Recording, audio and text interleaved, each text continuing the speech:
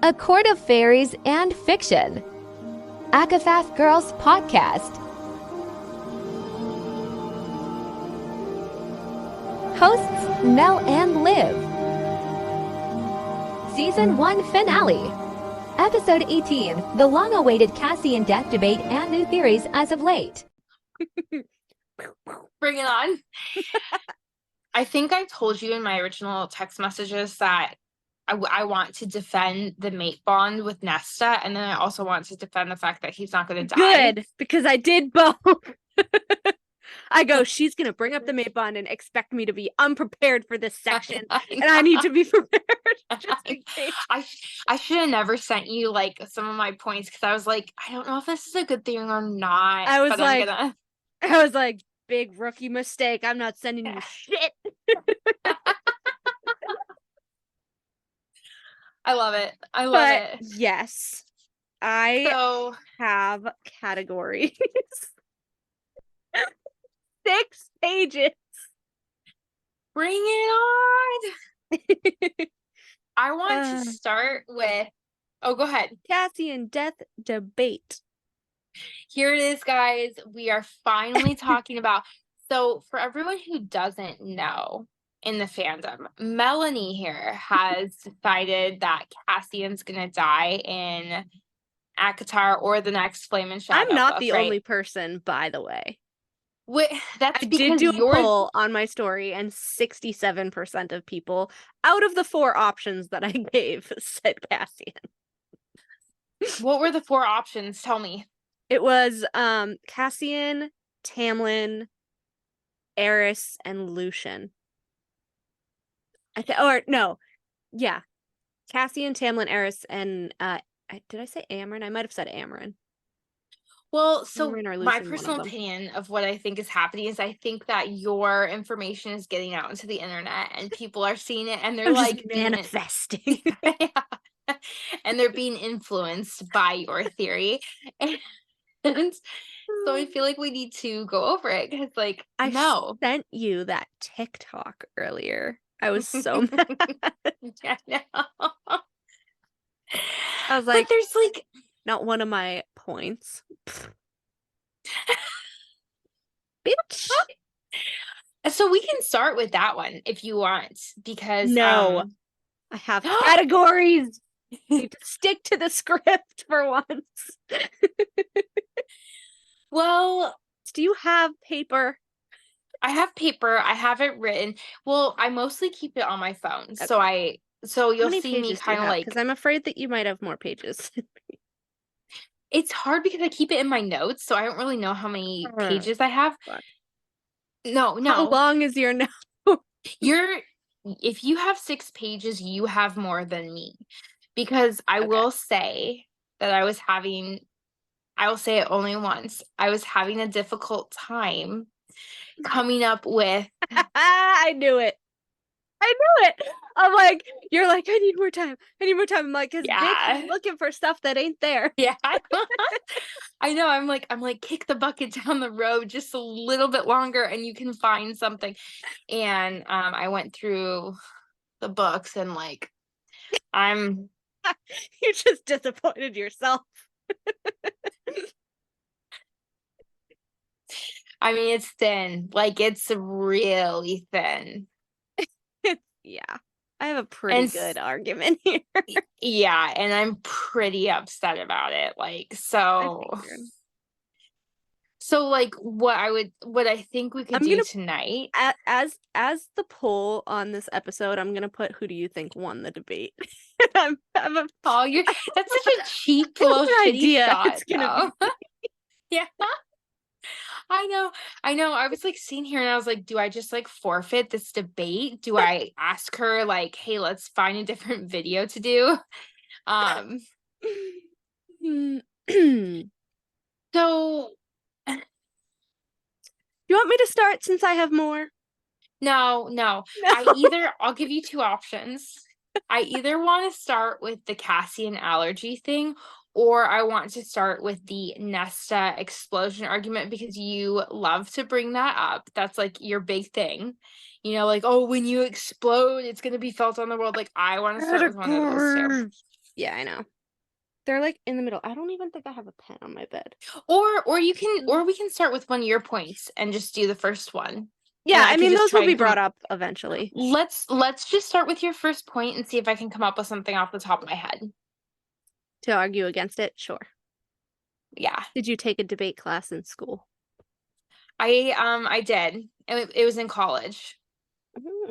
You're better than me then. I had contemporary issues, so sometimes we would have like left side of the classroom debates this, right side of the classroom debates this, but not. I like that though. It was a fun class. My college class was similar to that. It was very similar.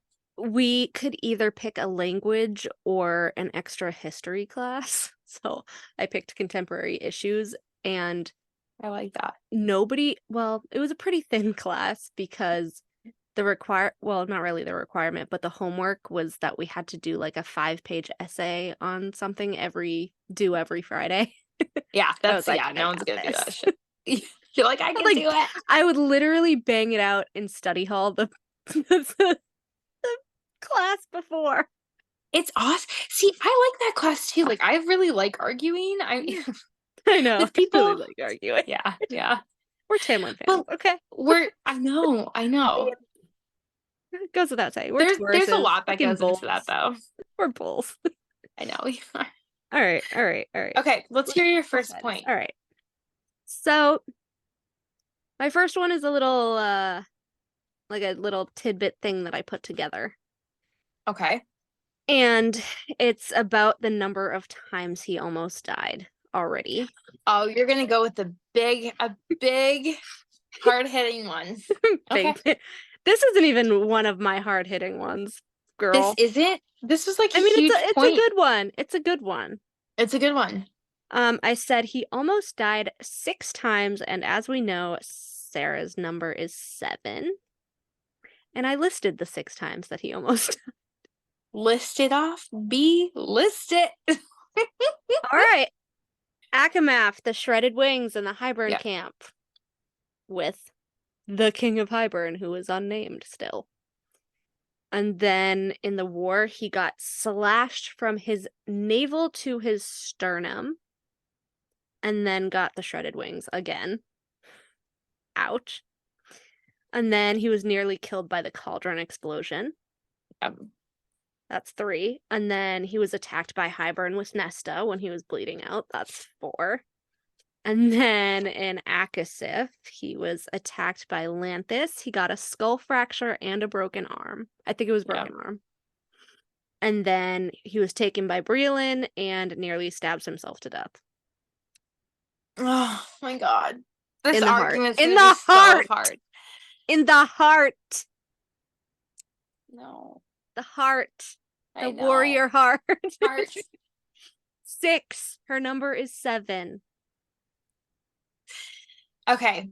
I have been thinking all week about my opposition to this. So what I'm going to say to this is Cassian has almost died many times, right? Many times. Explain to me why we're going to revisit this one more time. Haven't we all been traumatized enough by like the amount of times that Cassian's almost died? Like why? Why does she keep like doing this and like playing along with us, right? Because I said the amount of times he has almost died, to me, I believe, is the amount of threads between him and Nesta. I knew it. I freaking knew that's where Not you're going a mate with this. No, I knew it. How many threads do they have, Melanie? How many threads? It doesn't say. It just says threads. I said threads is used 5 times in Akasif, all to describe magic between Nesta and the Trove, or magical objects. I said it would be similar to Cassian since her powers are attached to Cassian as well. And there's more on that later from the Bone Carver, which we know. And so these are the 6 times that it happened while Nesta had her powers after going in the cauldron. Okay. So technically, his wings were shredded before she went in the cauldron, but it's the same scene, so I count it. So here's my thing though, because I was thinking about this too, because like obviously there's not a good argument from my perspective on there's not, and I'll admit it, on like why he's been so close to us so many times.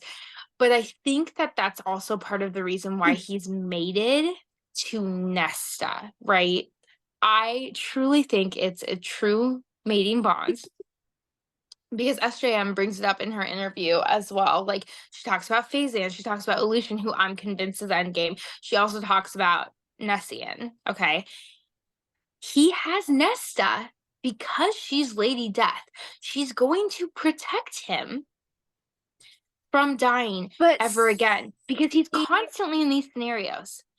But see, if it was just a mate bond, then why would we get the bone carver saying all that sus shit about it? Was it sus though, or are we just labeling it? I had the quotes here if you would like. Of course, I always want the quotes. I want the quotes. I want the page number. I want everything. It's in another category. It's in my quotes category. Hold on.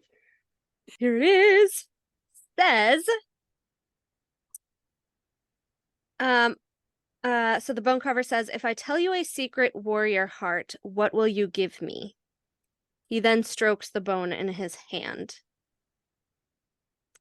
Also, what secret? He follows this up with, Nesta, Nesta, Nesta, what did you wake that day in Hybern, Prince of Bastards? How she calls to you. And then he puts the bone on the ground. He doesn't carve his death into the bone because death herself has already claimed him. No, that is not the reason, but go ahead. It's because he's not going to die yet. How she calls to you, like calls to like. Like calls to like. Cassian says this to Pharaoh when she asks if he would ever be afraid of Nesta, and he said, no, like calls to like. And because this goes back to the bone carver, I just need to point this out real quick. When Nesta has her nightmare, it says, Cassian, it says, but he walked to where silver fire and darkest night battled, and which flame and shadow? Possibly. That's intriguing. And he said with seedy calm, Nesta, the silver fire flickered. Nesta. He could have sworn her consciousness, that power shifted toward him as he asked Rhys, what is it? Pure death. So this can be interpreted. Go, keep going. Keep going. So I think the carver was taunting him about the nightmare. Nesta, Nesta. How she calls to you. I think it was a reference to that death, that consciousness turning toward Cassian.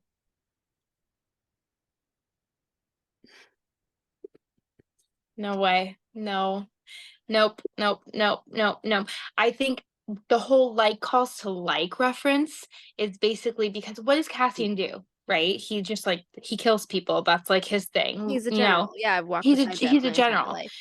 Nesta is Lady Death, as we know, like calls to like, right? Like that's But what was the secret? And what did he actually wake that day? Death might have walked beside him before, but now it's coming to claim him because he turned his attention to it.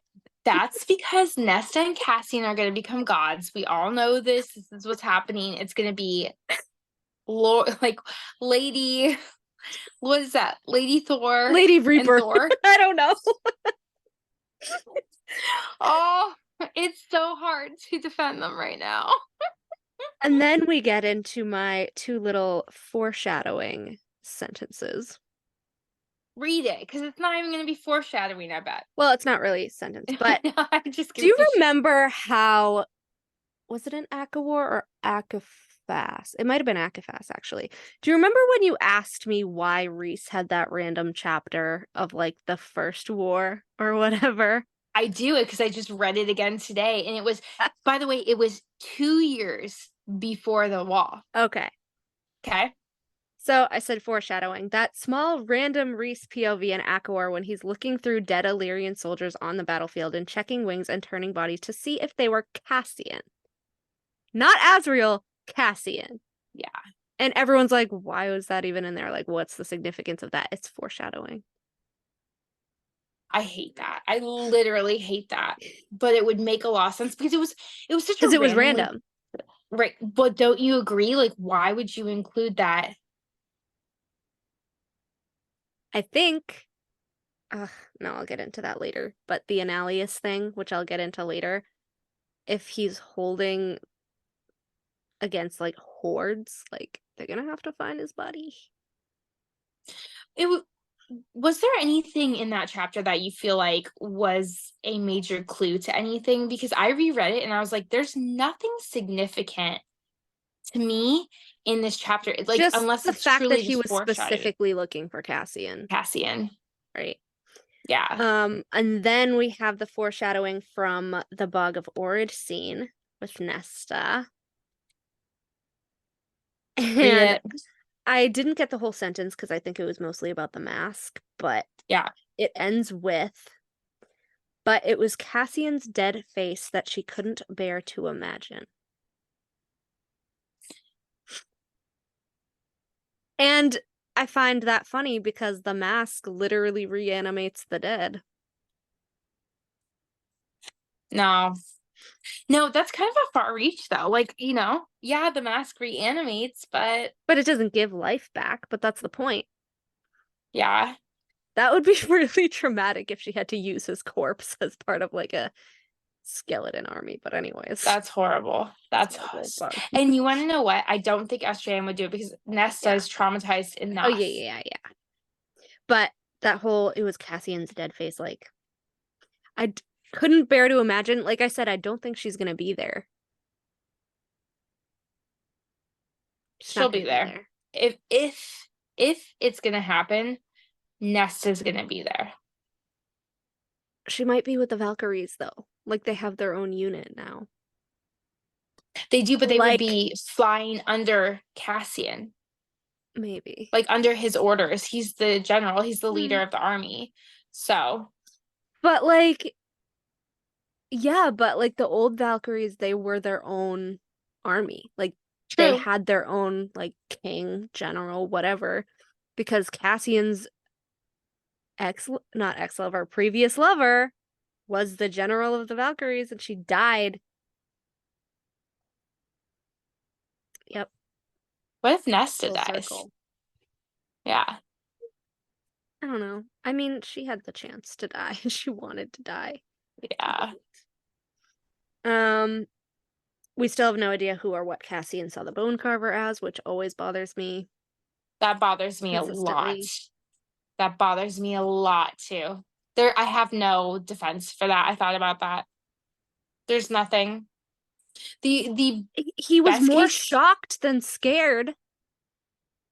Which is why I think it leads back to Nesta. I think he saw Nesta in her Lady Death form. In her goddess form. Like I think that's what he saw in the Lady Thor form. Maybe. But like he wouldn't recognize what that was though. He would just see Nesta. Like what if she had her mask and everything and like the hammer and everything, you know what I mean? And there was lightning in her eyes, possibly. Yeah. I don't know. It was just a weird little thing. I don't know. It's totally weird. The fucking allergy thing. I've said this a million times, but the allergy thing, there's literally no other fae with immortal vulnerability. That's not true. That's straight up not true, and you know it. And you know what I'm going to reference.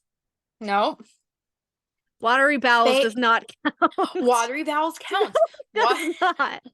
She doesn't actually shit herself, so it doesn't count. Yes, it does. Okay, doesn't. You know what?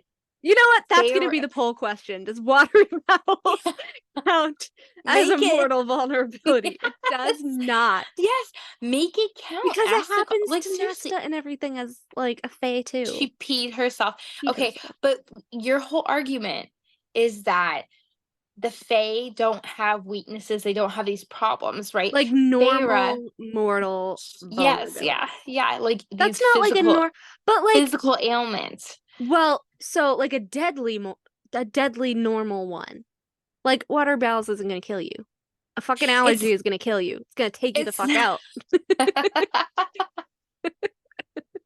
If you eat the flower you're allergic to, you're gonna die. You're gonna get anaphylaxis. Bee sting. You're gonna swell up. I said, what if he's allergic to the pink weed that Reese had to have? But why does it arrows. keep going back to the pink weed? Like, why are you so hung up on that? Why can't it just be like, I don't know. Why is the pink weed significant? I don't. I'm getting like Akawar and Akamath mixed up, but who shot him with the bloodbane arrows? Was it the adders?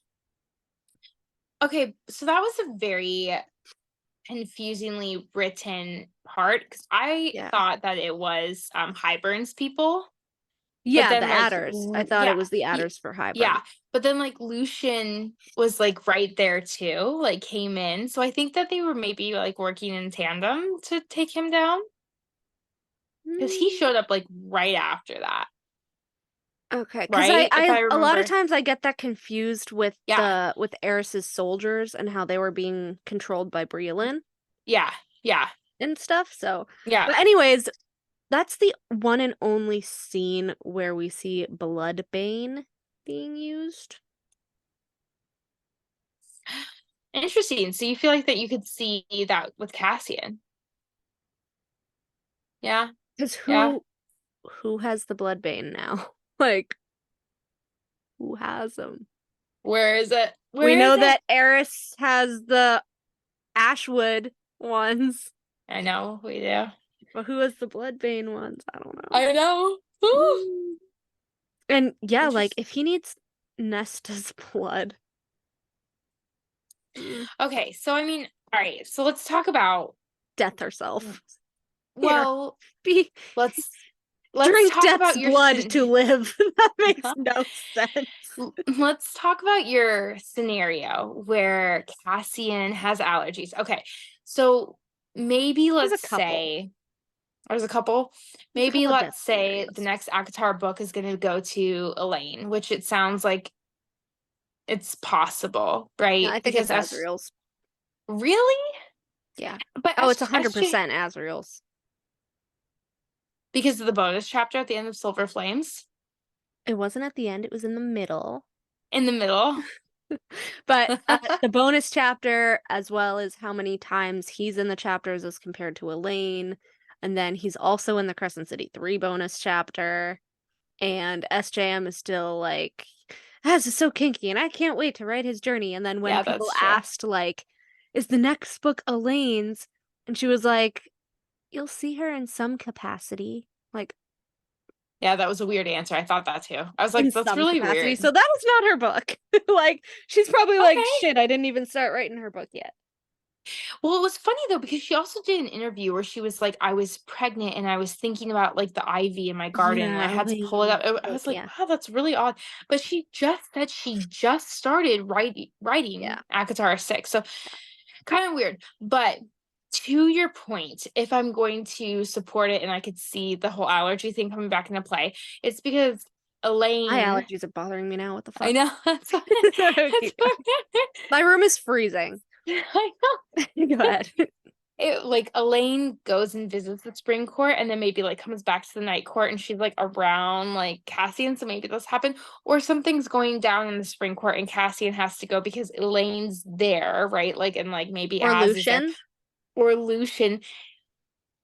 It's the only way that I could see that happening because there's just no reason for Cassian to have an allergic reaction. Like, he's not in the spring court, like he has no problems in the night court. Like, you know what I mean? I see so many different scenarios for his death.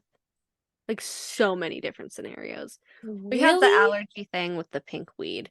We have the Gorsian bullets, which have been repeated and repeated and repeated and repeated, which I note here, but I don't do all the quotes because that's Crescent City, but repeated to a T. It's on the cover of Crescent City 3, which I did my little thing about where I think that means Cassian's death. And then we have his interesting little change with Eris. which I hate this little change with Eris because I've it's touched like on I know. briefly. I know. How I think it might be like kind of a foreshadowing blessing for Nesta and Eris, but also now that I think of it, like Cassian is the general, Eris is their ally. He said this like a million times in one chapter, like I have to remind myself Eris is our ally. I have to remind myself Eris is our ally. And then he has a couple conversations with them and like, I think you're a good dude. Like after he was like, I'll fucking kill him. Like weird. But like Cassian could die like, I don't know, like he could jump in front of Eris.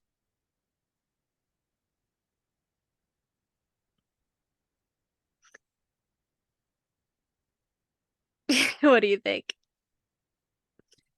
Or Yeah, Lucian, or Lucian.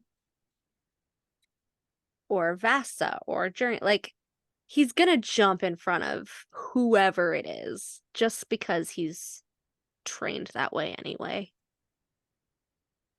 or Elaine. I feel like I just don't like her book. I feel like Elaine is gonna be super isolated and protected as the seer, because they're gonna need to know, like, what she's seeing. Yeah.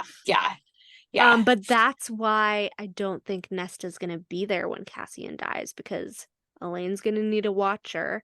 Nesta pretty much lost most of her power.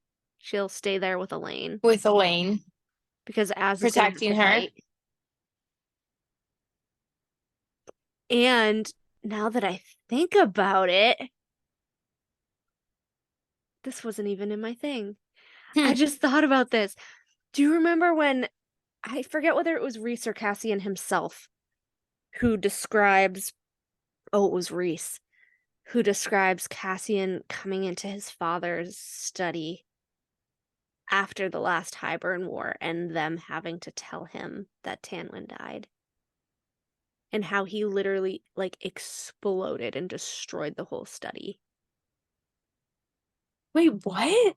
That Tamlin died? Tanwyn. Oh, Tamlin. I was like, Tamlin, what the? Tamlin. I know, why are those names so like Tanwyn, but He needs to differentiate that a little bit more. No, yeah, because he didn't know until they brought him back, and he's like, I knew why they were bringing me back to the office. You know what's so crazy is I totally don't remember that he part. Yeah, Rhys goes, he destroyed the entire like wing of the house, like the entire thing. Which is gonna be a mirror to Nesta finally exploding. See, because they're gonna come back, and she's gonna be like, "Where's Cassian?" And they're gonna be like, "No way, no." She's gonna explode like during the war against the Asteria. Like, I don't think it's gonna be an emotionally charged, like Cassian's dead type of thing. Hello, their powers are directly connected to their emotions. We've been over this.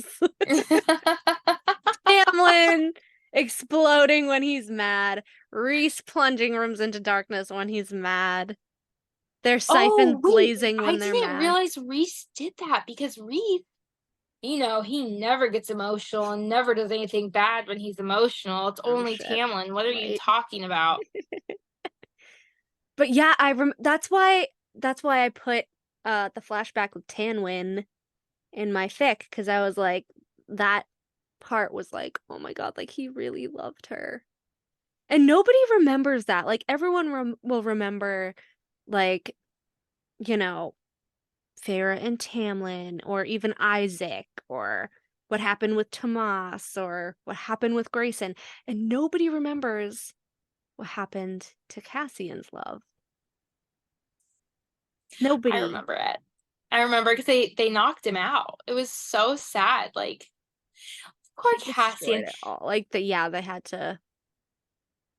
What's the point? How does Cassian's death advance the plotline in any shape or form, besides just causing pain to the reader and the entire fandom? Did I just feed into you? Because that's what it looks like. Yeah. What I brought honestly, this up the last time, and I'm so glad you forgot.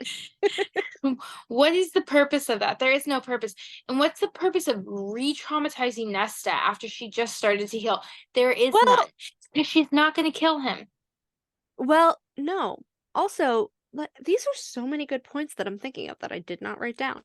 But like, as we go, you're just giving me more.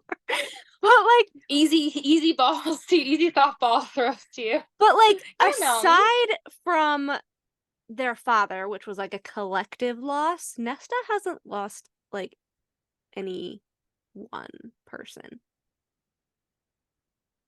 Elaine hasn't either. Well, she lost Grayson. They were literally going to be married, and then she got turned, and then she literally lost Grayson. Nesta didn't love Thomas because he assaulted her. Yeah. Does everybody have to lose somebody? I mean, I feel like she's like trying to like shake things up a little bit. Like SJM alluded to that in the last interview. I think we're like trying to predict based off old patterns, and maybe she's like gotten rid of them. But the old patterns were there in the old books.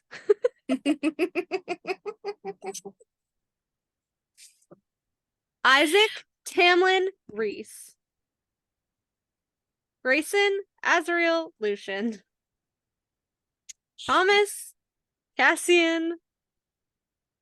Eris. You're going to end on Eris, aren't you? No. No, God. No. You are utterly wasted in the night court. I fucking love it. Yeah, the three loves thing. But she said.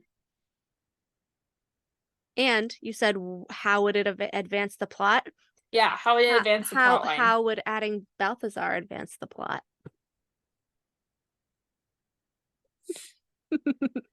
Because he's gonna be the next Cassie. He's the stand-in for Cassie in the rest of the series.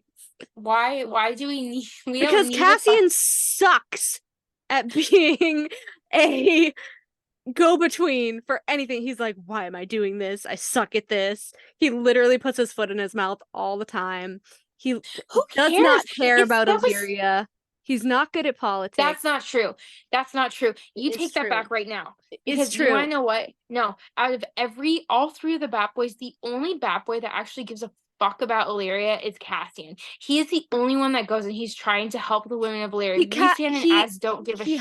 He helps the girls train. Yeah, that's more than anyone has ever done. Nobody's done more than that. But Nobody. He did say that it was on Rhys's orders. He's enacting them out. He would do it regardless. I know. But like doesn't do anything about the clipping, says he hates it there.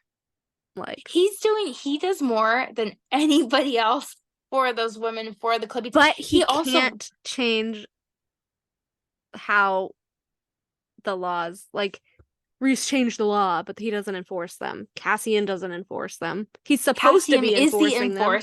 Cassian is the enforcer. He's making the girls come out and train. He has to do it in little baby steps, or else they're not going to do it.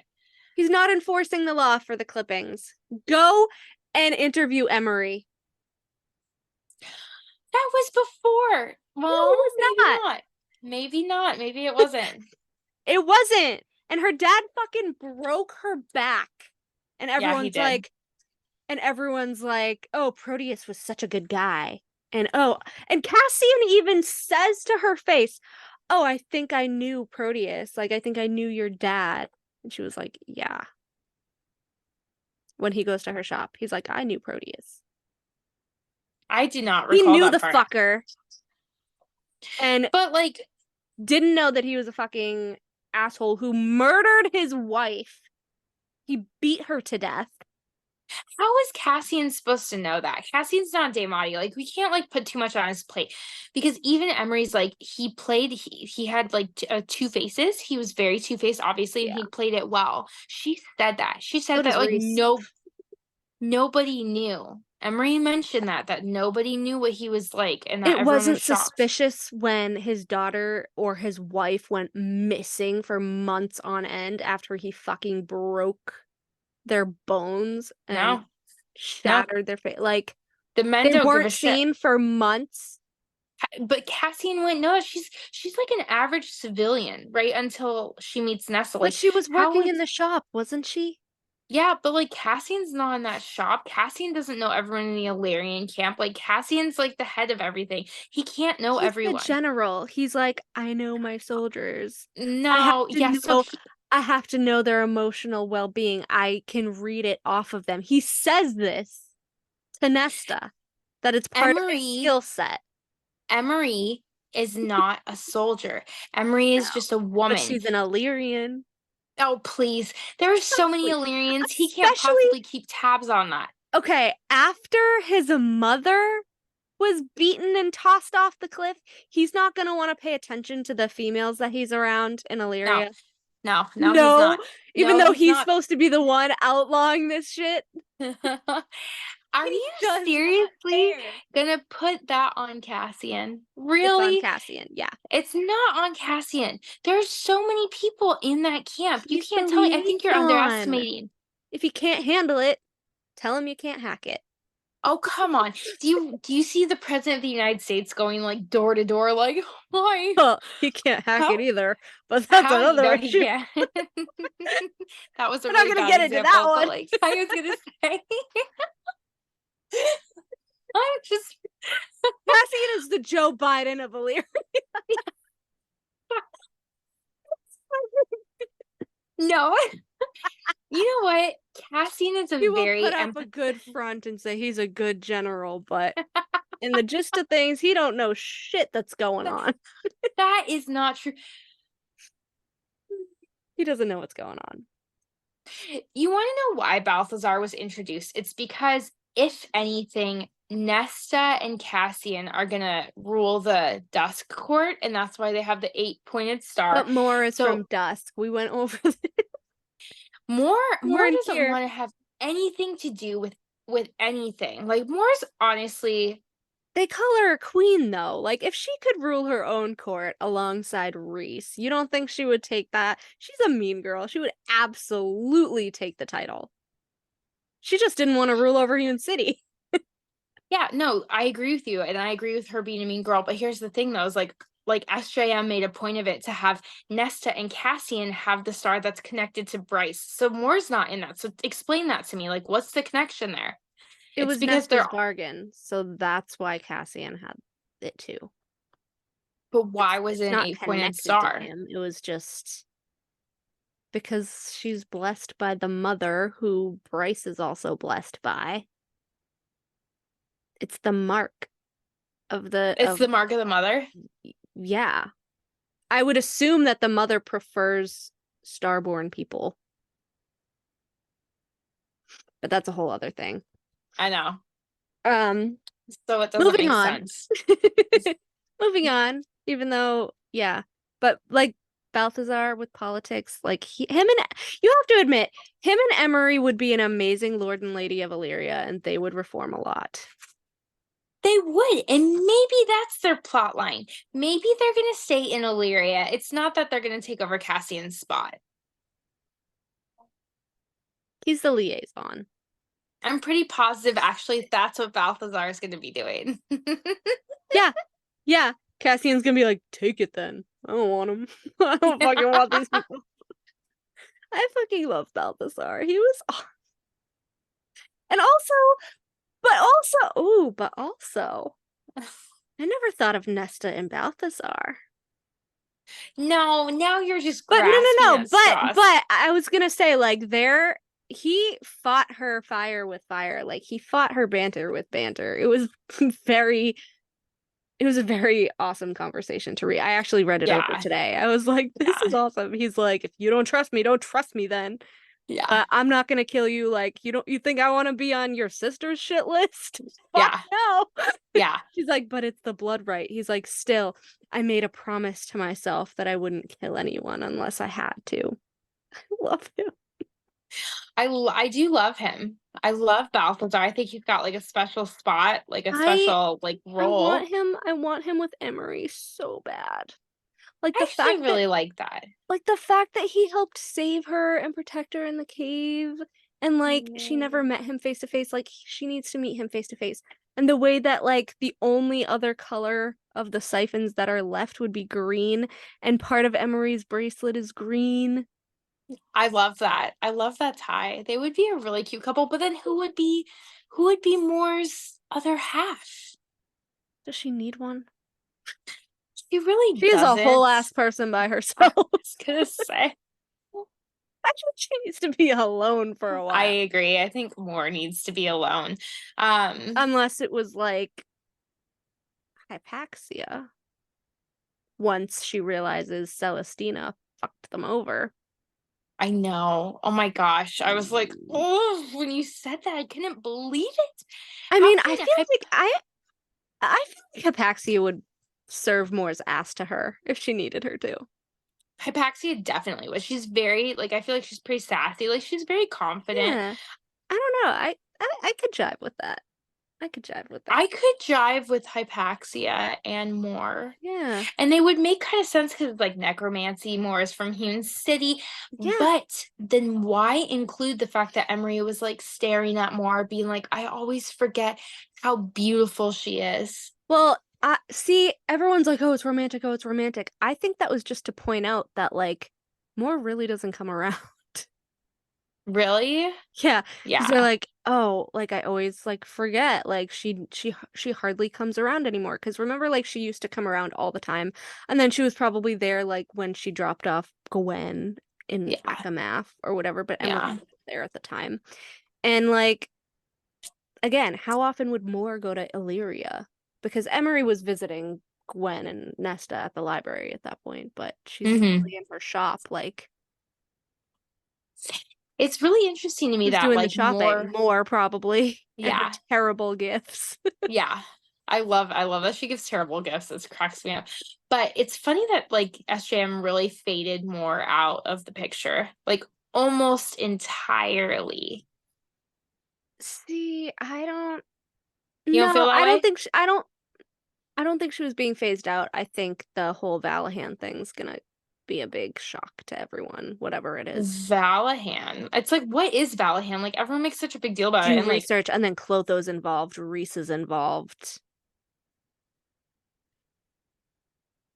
we need to research Valahan actually. Like, what do we know about Valahan? Let's look. Let's take a little I look here. I meant to tell you this really quick. I know we're getting off topic. I meant to tell you this earlier. Do you remember how we were saying that Moore might meet Eris and Valahan? Yeah, I do.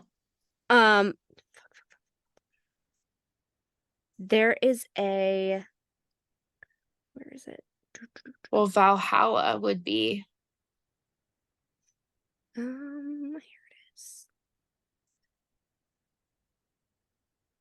Okay. This was after that scene where they're in the Band of Exiles manor and they're all chitter-chattering about the queens and everything, right? yeah. And Cassian steps out and Eris, it's just him and Eris. And or is this hold on. Okay. No, they're still in there. But anyways, Eris says, I have it on good authority that the other three queens have scattered to the winds. Cassian tucked away the information and the questions it raised. How did Eris know that? Yeah, I love it. I love that. Briolin has been residing alone in their palace for weeks now, long before my soldiers vanished. How would she know that? Either is he speaking to Lucian? Well, why is he there with Lucia in the first place, right? Is he speaking to Lucian? Is he speaking to Moore? Yeah. And then, yeah, the whole fucking, she couldn't be bothered to come inside to say hello. I know, I love that so much. I love that. Hello, mates. Perhaps Eris and his smokehounds had more in common than he realized. She didn't know you were here. A lie. Moore had probably sensed it. A lie. Moore had probably sensed it. I fucking love that too. Yeah. Whatever you're doing, whatever it is that you're looking into, I want in. Eris. Why? And no. To overthrow your father. Because my father has already pledged his forces to Briolin in the war she wishes to ignite, blah, blah, blah, blah, blah. And then, he says, I don't know if I. Oh yeah, the last thing. Yeah, I don't know if I. You're to be my ally whether I wish it or not. The brute understands at last. Cassian ignored the barb. Oh, my baby Cassian. Cassian stared at him from under lowered brows. Eris's mouth curled upward, and before he winnowed into the night like a ghost, he said, "Stick to fighting battles, General. Leave the ruling to those capable of playing the game." I love that. But when Cassian was like, "Oh, how does he know about the queens?" Like, and there's a couple other points, not in this scene, but there's a couple other things where he's like, "How does he know this? How does he know this?" Like, I didn't give this away. Totally. I want to be surprised. I can't wait. I actually I kind of want to get that I scene, even though want him like, and Moore to be secret allies so bad. it would be really a cool twist and very interesting. But like Moore's just so nasty to him that I kind of find it difficult to believe that they would be, you know?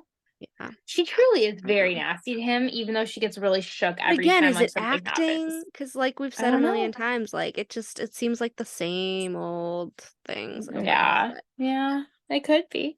anyway, I've walked beside death my entire life. And then I just put in quotations, "Yeah, but you only have so many lives." No, you're in jail. Jail right now. There's no way. Everyone's got those feline smiles, but Cassian doesn't. He only has 7 lives. No, I'm kidding. I'm kidding. It's the thing that bothers me too is like that Cassian went from such a complex character, and I know that we've talked about that like in all the previous wars, like in Act War especially. He's really highlighted, and then Silver Flames, he just, I mean, it's really a weird shift that he does kind of go from being very complex to kind of this like, Awful. yeah, I don't know, different. He's just different.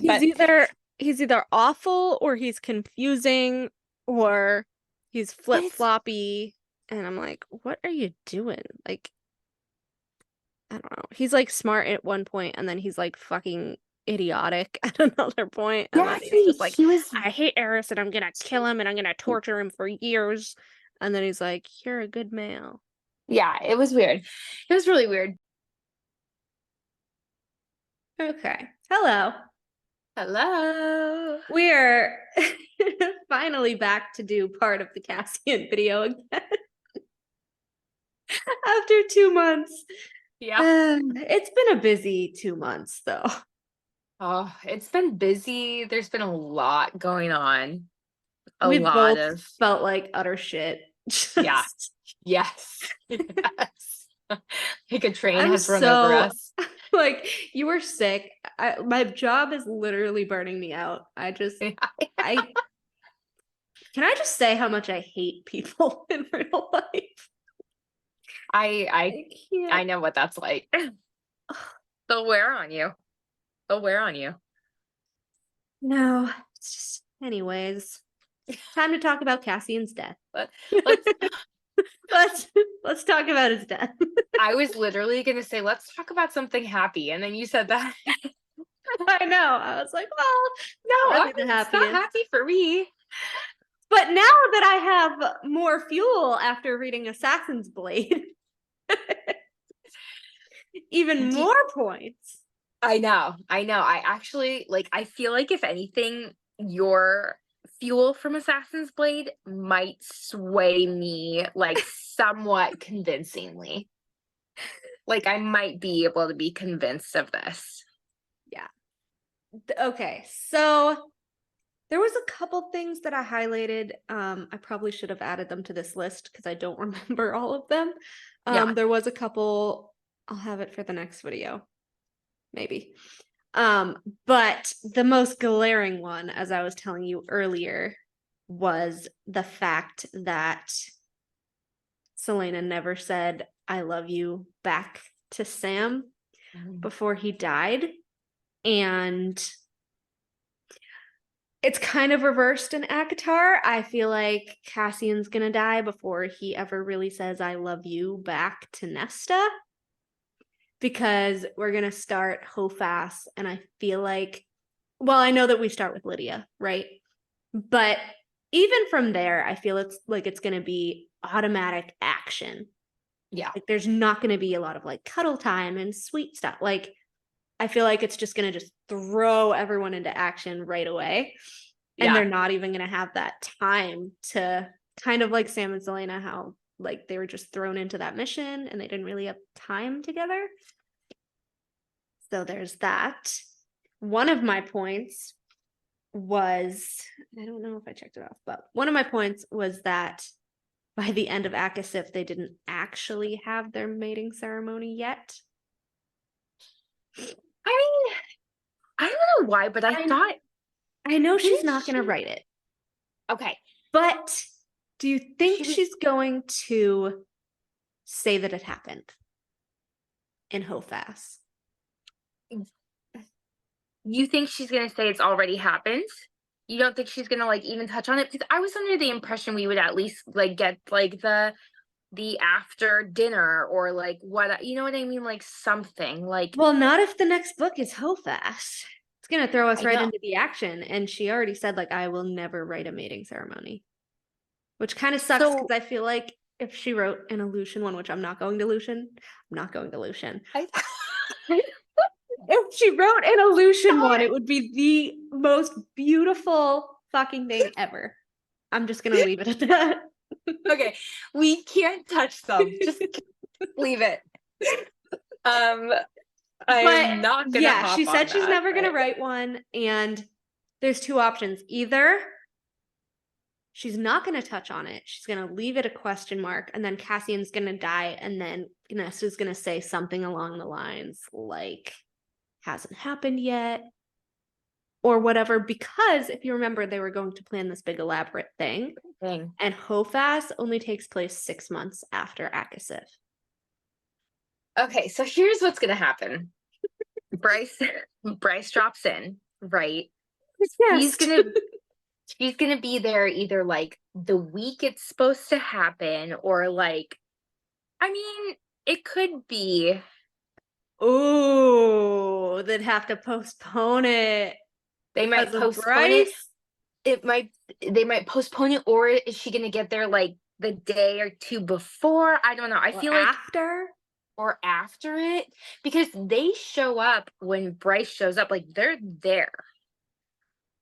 Yeah. They're at the river house. Yeah. Yeah. But Nesta's just wearing like a regular dress, so it could take place just after. Just after it? I feel like 6 months, like for just like a mating ceremony. Like it's not really a wedding. No, it's not. No, but again, the big elaborate thing that they agreed on. True. I was gonna say maybe like what she'll do is because I feel like she would have to talk about Nesta and Cassian because they were the last book, right? Exactly. But I don't see that happening in Flame and Shadow because it's going to be, like you said, it's all action. So what if they're leaving for their honeymoon or something? Or like, I don't know. Like, yeah, but I feel like Nesta's important. She had the 8-pointed star. You're right. So they can't that's why I'm seeing the vibe with Sam. I'm seeing the vibe with Cass. I absolutely think he's going to die before anything can happen with them. And that's what's going to make Nesta explode. And that's she's going to help Bryce, like, I don't know, open the gates or whatever she needs to do, because she is the only one who can wield her as the horn, because she can wield the Dread Trove. She's the only one who can wield all of the Dread Trove at the same time. Shit, I forgot about that. I forgot that Nesta could do that. Even with most of her... I don't know why. Even with most of her powers gone, like, they said that Breelyn was right. Like, the Trove chose her as their master. Like, they won't choose anyone else until she's dead. Whether she has powers or not. I still think she's a witch, too, so... Even if she doesn't have like active powers, she can like do spells and she can scry, as we saw in Akasif. So this is concerning to me. I was really like, I'm still not completely converted over to Melanie's thought, because to me, if you take Cassian from Nesta, it's almost like more traumatizing, and she just got over all this trauma. So it's kind of just like you're beating a dead horse. Like, why are we punishing Nesta so much? But now that we're reading Assassin's Blade, I do see the mirrors that you're talking about, and it is very concerning to me.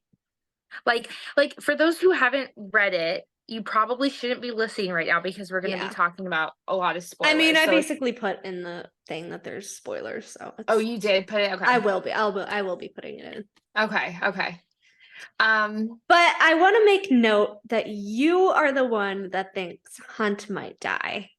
Yeah. And Bryce just went through losing her entire friendship group.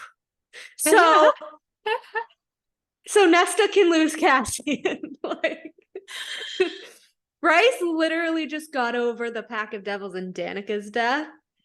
And SJM is like, you should be worried about Rune.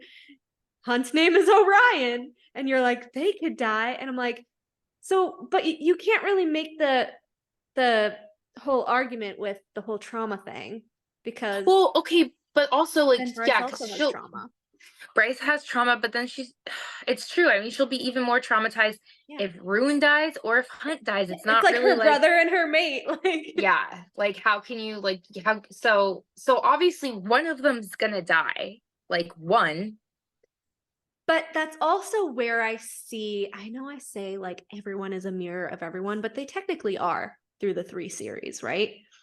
So to me, Bryce and Nesta are mirrors because you have not Nesta necessarily like losing her whole family or whatever, but like losing her autonomy, getting turned fae, like all that traumatizing shit. And then like watching her father die, which to her, because they were kind of fighting, it was super awful. And then you have Bryce and her guilt over the Pack of Devils and all of that trauma. And I feel like they're mirrors because of what could be happening as well. Because again, you have Bryce with Hunt and Rune, right?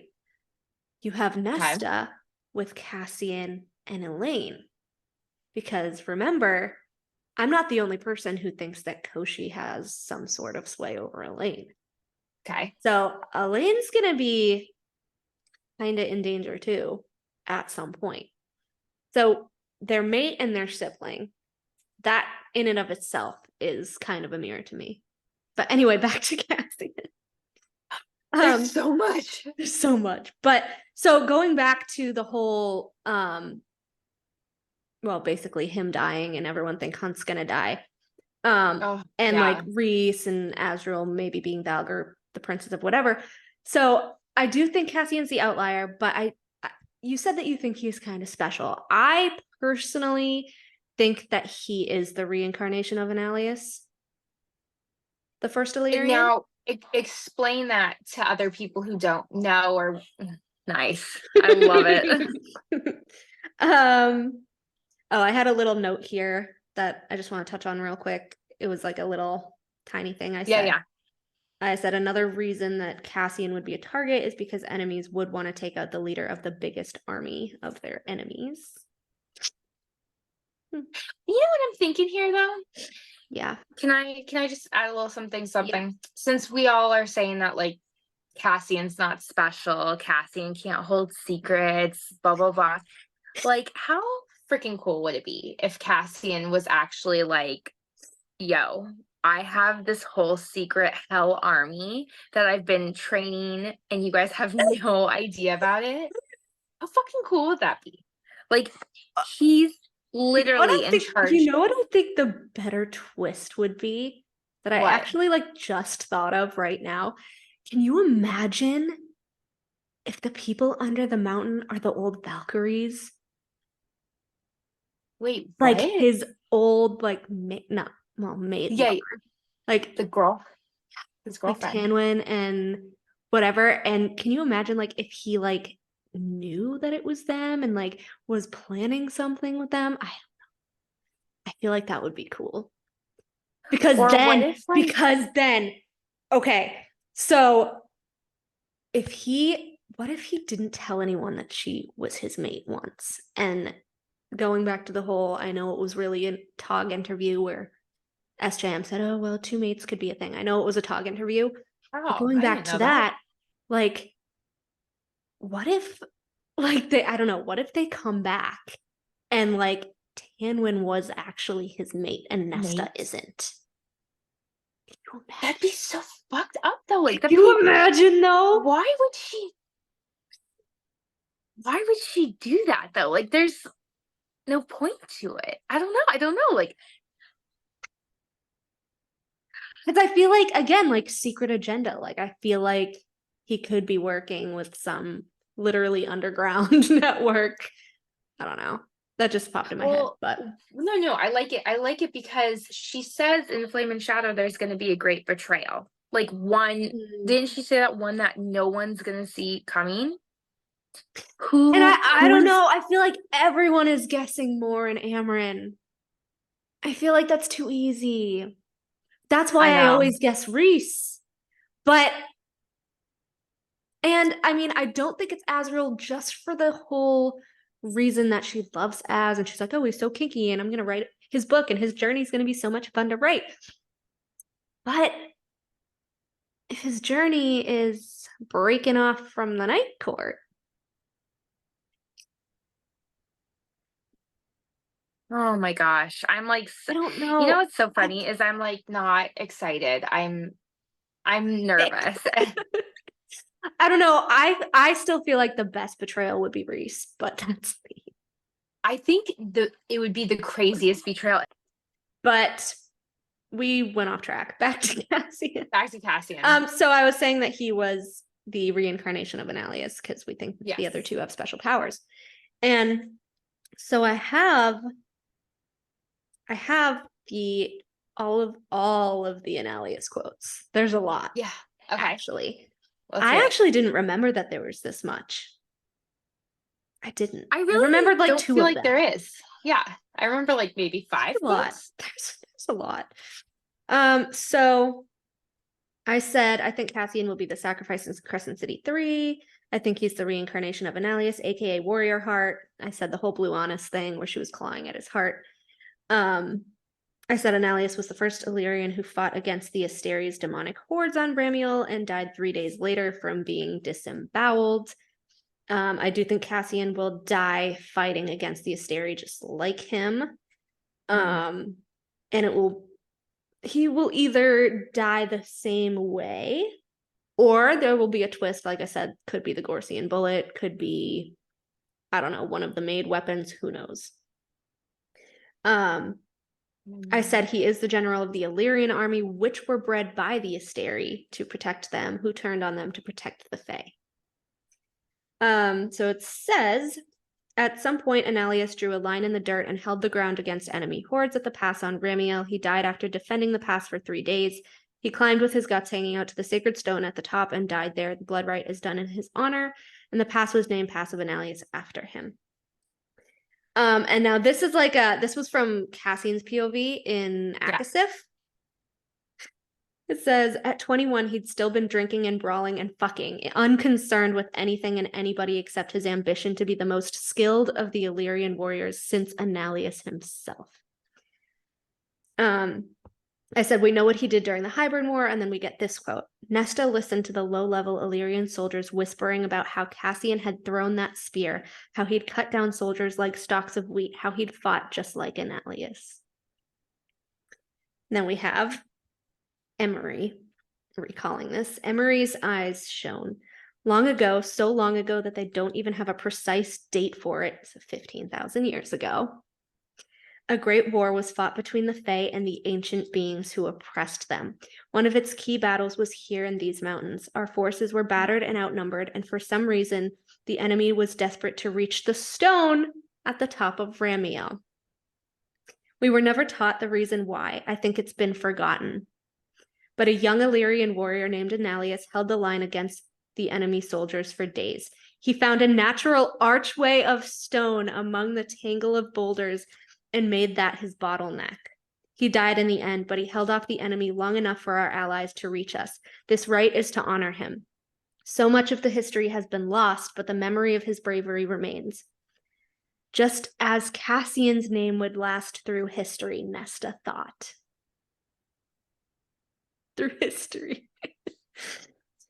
Bellius pushed off the rock of the archway, not sparing a glance at the warriors he'd let die for him. You know, our god, the first of the Illyrians, which he was not a god, but okay. I was going to say also God. Right. Held the ground against enemy hordes right where you're standing. He drew a line in the dirt as well. He nodded toward it. Nice little touch. Nesta hadn't known that tidbit of their history, but she revealed nothing. She became blood and dirt in pure determination. It didn't end well for Annalius, Bellius went on. Like calls to like. And then I said, how she calls to you, per the bone carver, death is mirroring how Cassian will die. Yep. Always the thoughts about Cassian after anything Annalius. After anything of how he died. Always the thought back to Cassian. Every time. Yeah, I mean... So, if Annalius was a god, technically Cassian could be a god, Azriel could be a Valg, and Rhys could be a Prince of Hell, and that's why they're all the three strongest beings. Yeah. That are kind of supposed to hate each other, but don't. I definitely... Right? And then I said, Cassian's personal arc is kind of over, aside from like having kids with Nesta. If the war ends, what would be his arc? What is the setup for him? Nesta has the Valkyries, but what does Cassian have? I actually agree with that. That makes me super sad and bummed out. Because like he doesn't like what is his purpose now? He has no purpose. His purpose was to help Nesta grow. Like Sam's purpose was to help Selena grow into what she's supposed to become.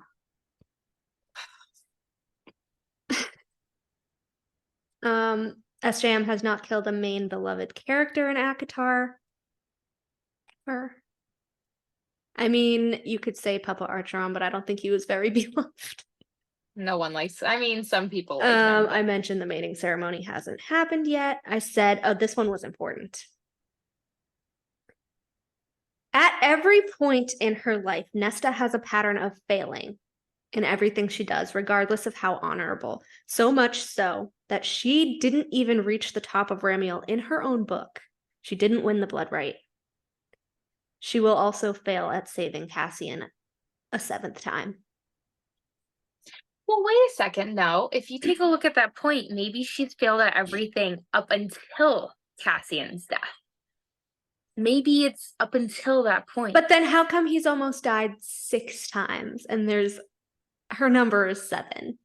There's no arc for him coming up. Like I do agree with you that like I think she does a lot more foreshadowing than we know of. Like I'm seeing that in Assassin's Blade with the whole Sam thing. They're like constantly talking about how Arabin's gonna kill them for what they did. Sam's like, he's not gonna stop coming after us. Like, girl. Yeah. And then I have this really crazy crackpot fucking point that I wanted to Is it the I allergies? thought of it at like I think 3 a.m. At some point when I was thinking of so it stemmed from the whole Nesta scenting the autumn scents in Akasif like random. Oh yeah. No. It sounds so fucking crazy. Okay. No. It sounds so fucking crazy. Okay. I said also a little nod to Cassian's allergy, but I said there is a plant called the cassia plant. Cassian. Its bark is used to make cinnamon. The plant originated in South Asia. We know the Dawn Court is half Zionic, which is guessed to be South Asian culture. I said the Night Court does do trade with some other courts, just like all the other courts do. Yeah. That Nesta in her little Akasif monologue mentioned smelling orange and cinnamon in the autumn breeze. So what if that's a nod that she will end up with Eris and not Cassian? Also cinnamon, like the cinnamon plant. Like, what if that's what he's allergic to too? Who smelled like cinnamon? It was more, right? Was it more? Maybe. More is And citrus she's and such cinnamon. a virus to Cassian. Like, I'm sorry. Like, just yeah. But like But in like the autumn, cassia, cinnamon. She's in smelling cinnamon and orange. Like, I still think that's Eris. I think that's wait a Eris as second. a bloodhound. Wait a second. You said it was citrus and cinnamon, right? In the air. Orange and cinnamon. Where was she when It she was was like smelling meat this? and bread and orange and cinnamon. So She was more was training. there. She was training.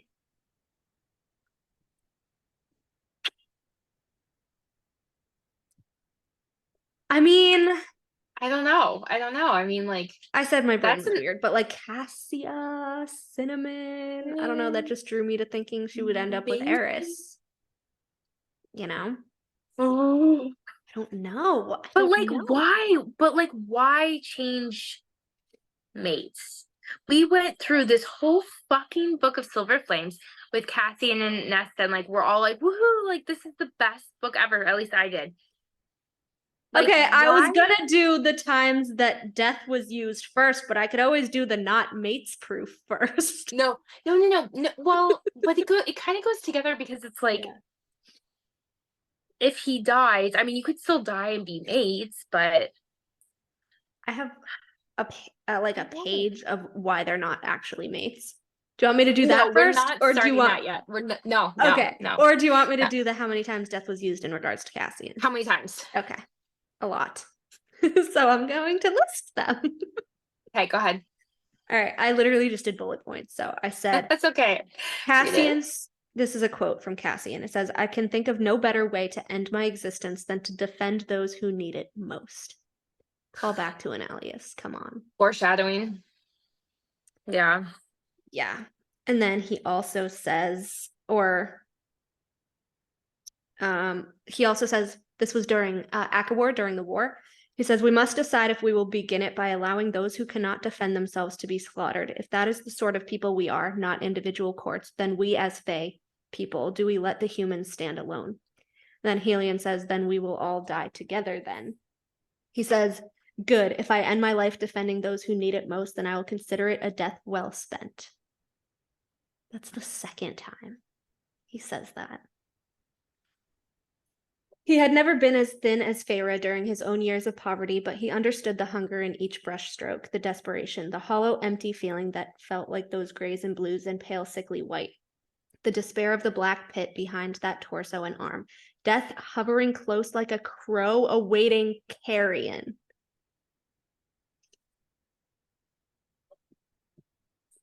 Blackbird and deadbird. Those are bad omens. A crow is a bad omen, and a carrion Behind Cassian? They said it was behind Cassian? When No, he was he looking said at Sarah? like a metaphor. It says death Yeah. hovering close like a crow awaiting carrion. He would be the carrion. Oh my god. This hurts me. Nesta saw him hauled in unconscious, his guts hanging out.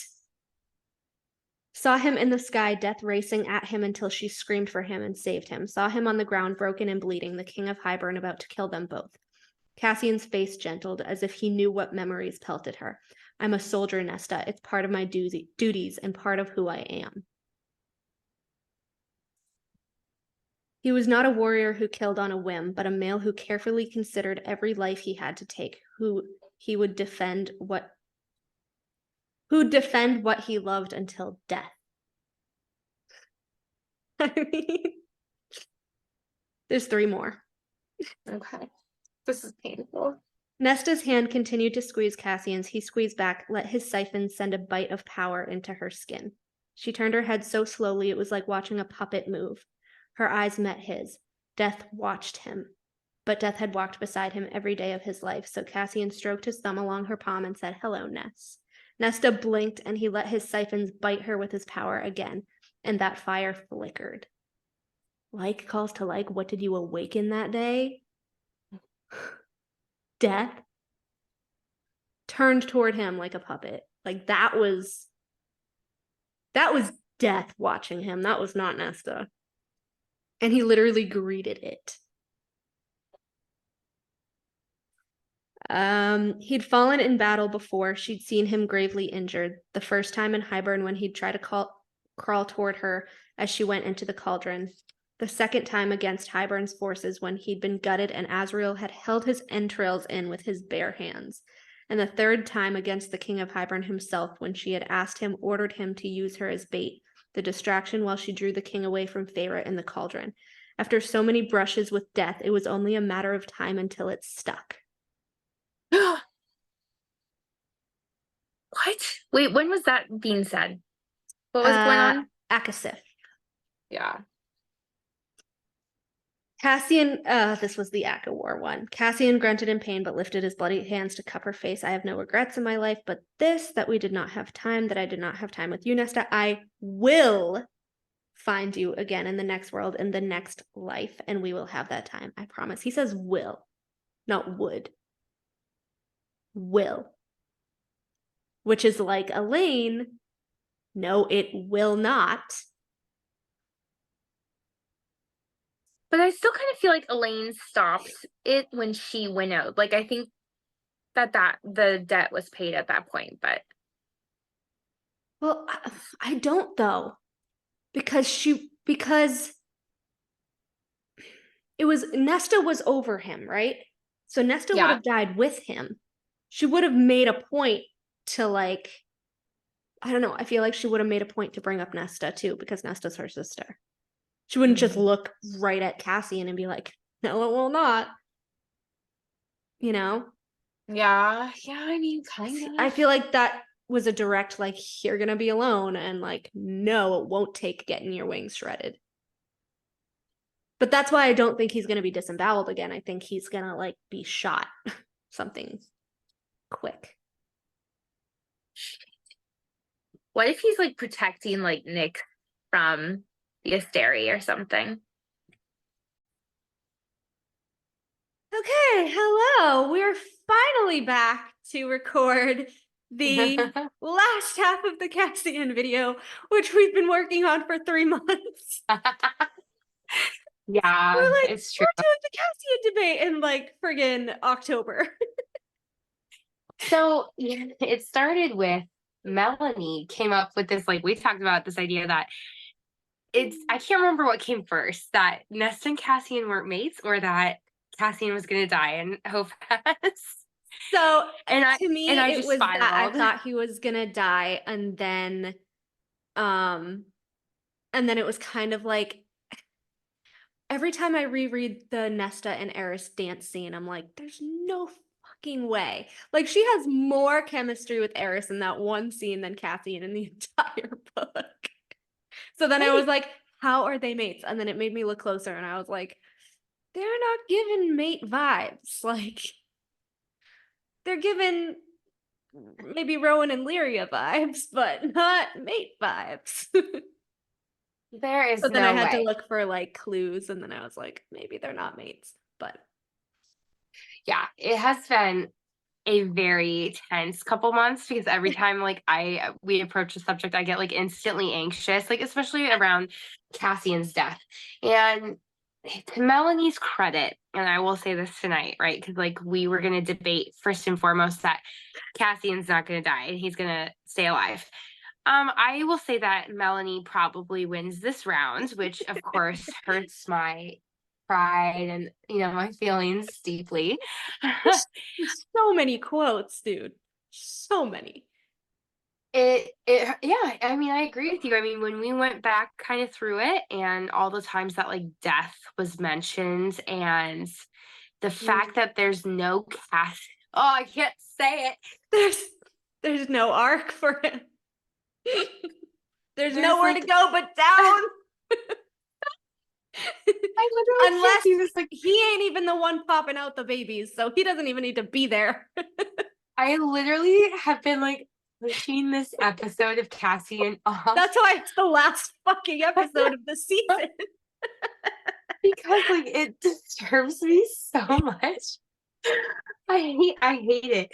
But like I was trying to come up with an argument as to like why Cassian's definitely not gonna die. The only point I can come up with is like for SJM, I feel like it would be really, really upsetting and kind of like a major, like her character would take a couple steps back in development, Nesta, if Cassian were to die, because she has been through so much trauma and so much loss and so much pain. And I've actually seen a couple people say online, like, the book didn't really feel like concluded or like finished. Like Nesta had her arc, and then like obviously she went through the blood right and stuff, and then it was like immediately like the Nyx's birth.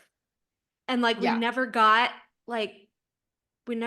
really the effects of the blood right for her. And even Emery and Gwen, like there was no real conclusion to that whole thing.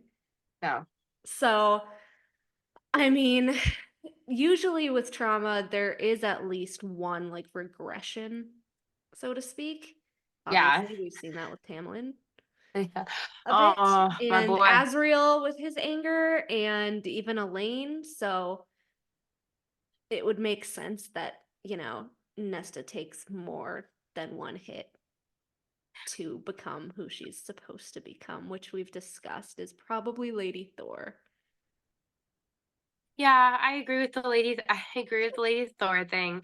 And I suppose that there are a lot of signs that point to Cassian being the one to die. I was convinced for a while there it was going to be Azriel, and I think you and I had like talked about that. Mhm. And then I thought, you know what, maybe Phazan, especially when we were talking about Nyx, I was like, maybe it's going to be actually be Phazan this time, even though they've been through trauma before. But and then we were like, maybe Tamlin, because Tristan could take over, and like, yeah, it literally could be anybody though, and that like Eris or Tamlin, or like I feel like it would be anybody except Lucian and Az, just because again they haven't had their books, but and like I agree. I agree with that. So. There's no way it's going to be Lucian and Az, so I think that they're probably in the safe for now.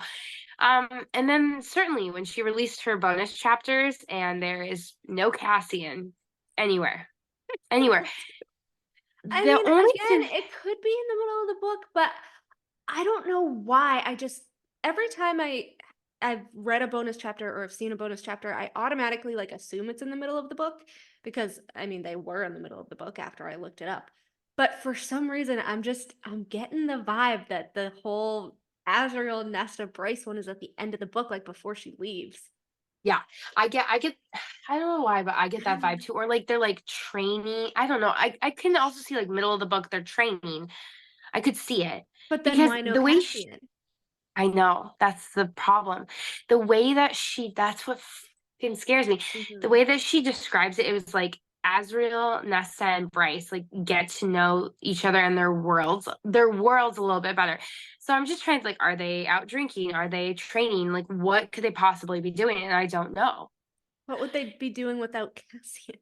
That's what I mean. And that's why like it was very difficult for me to agree with you. It took a lot of weeks for me to like maybe possibly accept it. And I kept pushing this episode off because I didn't want to admit it.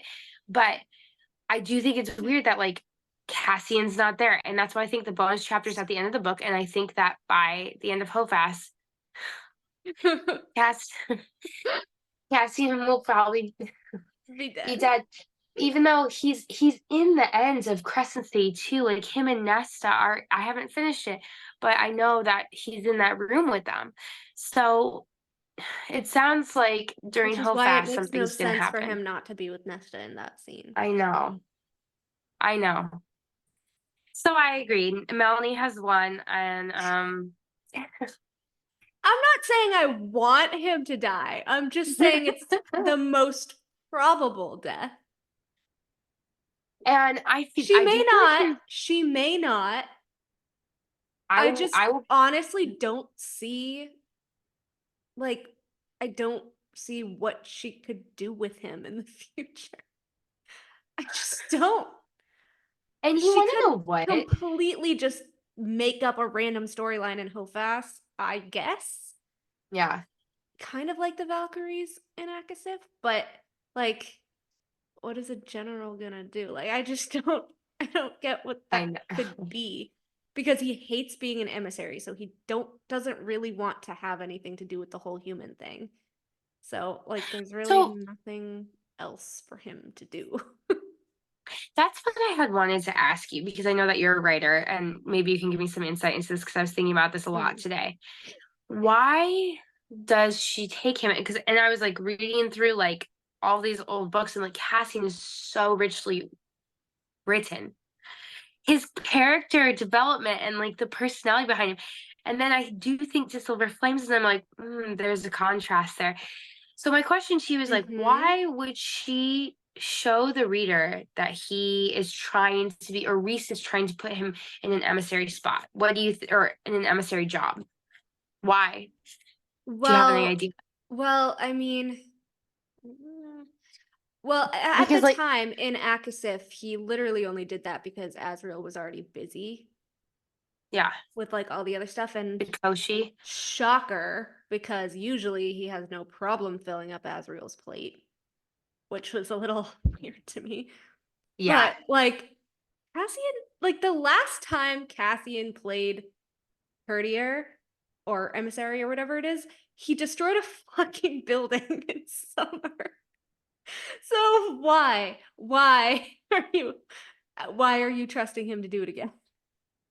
You know what? But that's exactly my point. That's why I don't understand. Hold that thought. I just have to check my son real quick. Yeah. I don't see him anywhere, so hold on. Can't, he's behind the pillow. Okay, so what did you think was the reason? Like, sorry guys, I'm a little like.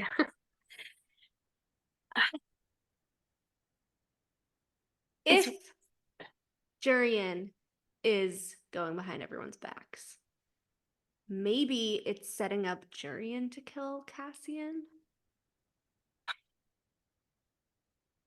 Well, Possibly. Or I don't know. Or like the quote that I had said previously, like, if I die for people who need it, whatever, maybe he sacrifices himself for Vasa. Yeah. Because she's the only queen left for the humans, technically. And I mean, if Vasa dies, like, Jurian could be king, but then if Jurian's corrupt, like, the humans won't have anybody. So, I mean, I could kind of see Cassian sacrificing himself for anyone, honestly. But I could see him sacrificing himself for anyone, or Nyx, or I don't know why, but like, he said it, and then he's like, Nesta, like, it's part of my job. Like, if I die, I die. Like, he said it. I know. And that's what is so scary to me too, is it's like, okay, is the Asteri coming to Prithian, and he's gonna be fighting the Asteri and dies. And Alias. I know. Yes, and yes, yes. Holding off I the think hordes. about your point a lot. So, you know, I'm worried. I'm worried. Number he's there in the 7. Number 7. Yeah. Yeah. But Anyways, it's very concerning. So I went through all of my reels about about all of the clues that Nesta and Cassian aren't mates. There are a few, like I was telling you before, there's one major sentence that I always get hung up on, which could counteract everything, and it's kind of glaringly like, okay, they're mates. But then everything else that I've collected are like, they're not, though. So I'm wondering if I know it's a different series and that interview was for Tog, but if it's like Rowan and Lyria, and how we said, like, Rhys was like, again, Rhys, if he's a Prince of Hell, like, some threads could be woven here, and the threads and the music, and like, you know? Yeah, I agree. Especially if Rhys has Maeve's powers. Maeve did that to Rowan and Lyria. Yeah, I heard that, and I obviously haven't gotten there to that point yet. Yeah. So if Rhys is like, oh, I can put them together, and like, I will always say, like, if he did that, like, it was a means to control Nesta. It was a means to get her in their inner circle because she was a threat to him. See, it's funny because when I was going through more of the stuff, you know what I mean? I disagree. I disagree more now that I read it, because I truly, like, they hated her and they still hate her. So it's not like I don't Yeah, feel like but Reese like keep went your out of his enemies way. closer. But he She had didn't, more power like- than him. He was terrified of her in that dream sequence. I don't think he was. I think he was was. terrified of like what she could do, but he was only terrified because of Feyre and the baby. I truly believe that. Mm-mm. I truly believe They that. were You know what? not in Well, the same house. This was the House of Wind when she I had the know, but nightmare, and Cassian was like, yeah. he went super pale, and he's like, pure death. And like, he didn't run back to Feyre and be like, oh, Nesta has all these creepy death powers. Like, he didn't. I know. If he was that concerned, he'd be like, don't go visit your sister. Like, Well, I think that he felt in that moment that Nesta couldn't control it, so it could reach. Who knows how far her power could reach? Who knows what she could do? That was my impression. I will always stand like Reese at his core is very selfish. Like, that's why he didn't tell her about the baby, because, oh, I can fix it. Oh, I can blah, blah, blah, blah. Oh, I can handle it. Like, dude, no. So the Well, way that Nesta had more power than him, he didn't want anyone knowing that. You think he wanted anyone knowing that, especially Feyre? Absolutely not. it's funny because I know what people, the Phasanders and everyone are gonna say about that, and it's that like Reese puts everybody first, or he tries to take the burden on and like solve the Sake, he does problem not. before it becomes an issue. No, I agree. But I don't think he did that. Like, I don't think he's worried about Nesta. I think he truly, because the villains don't ever think that they're villains, right? Like, it's all just like changing Reese thinks he's a perspective. great guy. Like, Yeah, I know. you fucking He's a suck, villain. dude. I know. Even I mean, in Cassian's point of view, he sucks. I know he did, and that's also like why I love Cassian too, because he's like That's fucking Cassian, wild, man. They're like, that was but wild. also it's I was like, thank fucking God that we got like Reese slander from Cassian, because these Cassian. fucking people that are like, it's so out of character because it was Nesta's point of view. I was like, what about Yeah. Cassian's point of view? What No, about his brother's point of view? He was still a fucking asshole in Cassian's point of view. So you it's cannot give that interesting. Nesta fucking bullshit. Well, I thought that too when I was like rereading stuff. I was like, oh wow, like Cassian, like, but it's the first time we ever see Cassian break from Rhysand allegiance. I feel like at least like internally in his dialogue, which I do find quite interesting because we see Cassian and Azrael and they start to like waver a little bit. Like Cassian's like, oh, like I'm really caught. He's treating my mate like shit. He said he wants to kill her. I'm taking her out on the hike. And like I think that was like kind of a wake up like sign for him. Like we don't see it on page, but it's just the feeling that I got. Yeah. I don't know. mean, Don't you think so? Like Cassian did not seem the Cassian was same. pretty shitty to his own mate. I'm just saying it. You He was want to pretty know what shitty to though? Nesta. He kind of acted like Reese did Under the Mountain. I've said that before to me. But yeah, I mean, he was kind of a Well, cookie cutter Reese to me in well, Akasif. Whether he wants to believe he was or not, he was acting out. I would agree. I would agree. I like initially I read Akasif and I was like, Cassian can do no wrong. And like I was really upset when I saw what you were saying. I was like, how could you say that about Cassian? Like he's so kind and caring and gentle and sweet. And then I did like reread something. I was like, gross. Some of it. But what I do want to say, because like you and I were huge Nesta like sympathizers. I don't know. Yeah. We're Nesta girls, Nesta fans. She was kind of nasty, like going through it, you know, and like So- I will always support Nesta, but like she kind of deserved a little bit of that. Okay, so I will always say, because I have seen this everywhere, she was a bitch and she was blah blah.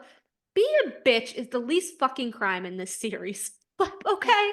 Also, Well, also my It's- favorite fucking word. Also, Bazan, just to get our fucking facts straight, really fucking quickly. Bazan were the people responsible for her and Elaine going in the fucking cauldron. Feyre told 100%. Dianthe where they were. 100%. Feyre told Dianthe their names. Yeah. Ianthe went behind all of the High Lords' backs, including Tamlin, to get Hybern to kill them so the High Priestesses could come and be Absolutely. And then Rhys was the one who convinced Feyre to force the sisters to host the queens, who confirmed with Ianthe where they fucking lived. Yeah. I actually agree with that. And I agree 100%. Feyre says, oh, do you think that if they say no, you could go into their minds and make them?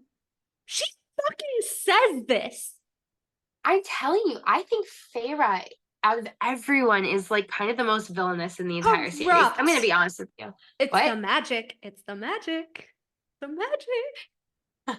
I think Feyre is straight up like not a good person. And I know that people she are gonna come turned that after me way when she was Rhys's mate. So there's a definite correlation there.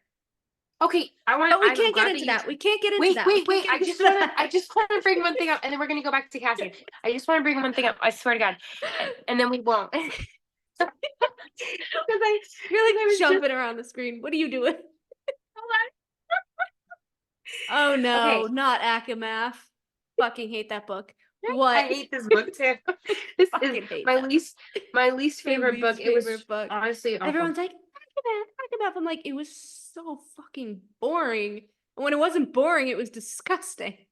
Yeah, it was deeply upsetting. Like for me, when I was reading it, I felt like I kind of had been like gaslit, or there was a bait and switch.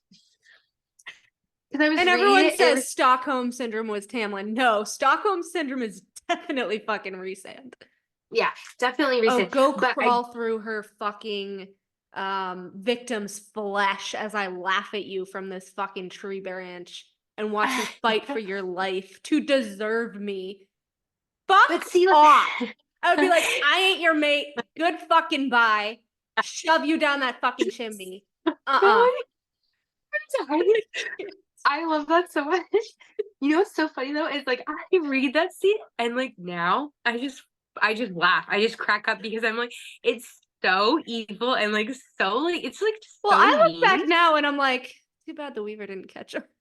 I was gonna say, and I'm like, and I just like sit there and I'm like, Feyre deserved it. Like Feyre, she wanted this. This is what she wanted from Tamlin. She wants to be put in these crazy situations where like she could possibly be killed. That's what she wants. Ridiculous. I don't know what kind of mental illness that is. Is that like it's literally giving like Bella in New Moon, Twilight, like the fucking adrenaline junkie where she like jumps off the fucking cliff.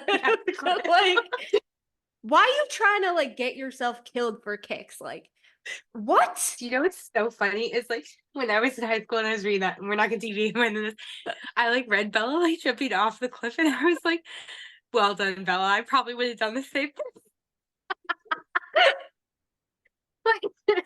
Dude, can I tell you though, the amount of people that compare Rhys to Edward, absolutely fucking not. Rhys is Jacob. Rhys is Jacob. I feel like if Feyre had like a fucking child, Rhys would be like, your child's my mate. Like just so fucking Have you seen those memes and those? He's Jacob. He's not Edward. He is Jacob. Anyway. I see him in both because like Edward straight up left Bella's ass. Like it was so mean. It was awful. He like broke up with. Okay, but like I also kind of see like Tamlin as Bella. I did. Wait, in what way? In Bella? Because he's like running after her, trying to find her, and he's like, "Why are you here?" Like, I thought you were like being fucking mindfucked, bitch. I came to save you with like Lucian. What? Oh my god! It was just it's weird to me. So I'm not a huge fan of Akamath, but I was reading it anyway. And like for anyone who ever is like Feyre's my queen, like Lady Boss for taking down the fucking Spring Court, whatever. Lady Boss is not someone who hurts other people, but I just want to point out chapter 15, page 141. Read with receipts. I was gonna say, Farrah's here. She's talking about how she like took a nap for 4 hours. It's like or her first time at the House of Wind or whatever. And she verbatim says, but at least I wasn't tired, weary, but no longer on the cusp of feeling like sleeping forever. I'd think about what happened at the spring court later. Tomorrow, never. And I read that and I was like, Okay, you're but do you know a she horrible has such a person. pattern of that? But so does Reese. That's the thing. Again, what about what you did to me under the mountain? We'll discuss this later. Nothing. And then It's so, but you and only then said that even once. with like Tamlin, when she's discussing like at the fucking meeting, I blocked it out. I got a headache and I blocked it out. I didn't want to think about it. Like, bitch. I just like can't believe people like straight up are just like ignore the fact that Feyre says I'm not gonna think about it. She like Yeah. blocks it out intentionally. And that to me is what's so evil is like it's like there's no self-awareness. But There back to isn't. Cassian. No. So okay, I want to talk about I had to so we're write talking down about a the note really mating. quick for later because I thought of something, but it doesn't Okay. go with Cassian. So okay, go ahead. That's okay.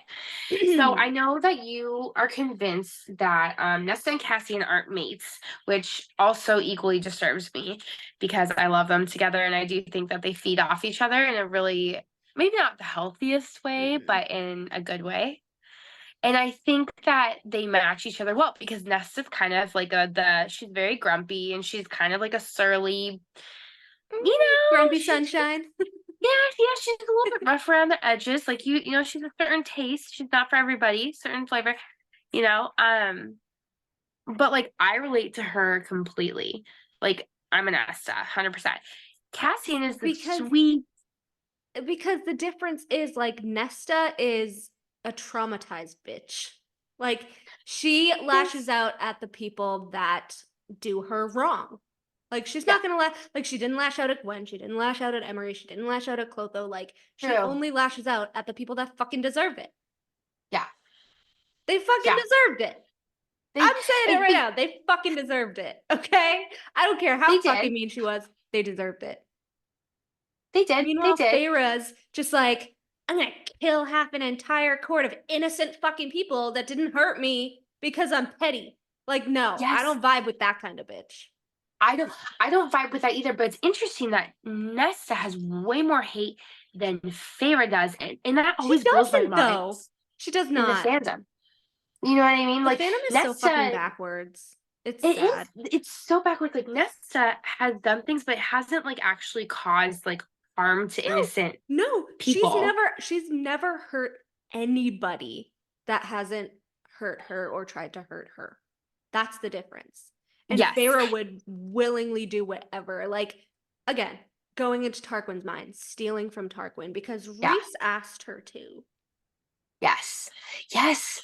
And so I honestly do think that we're going to find out some really crazy stuff about Phasian later because I hope everything's so backwards. I know.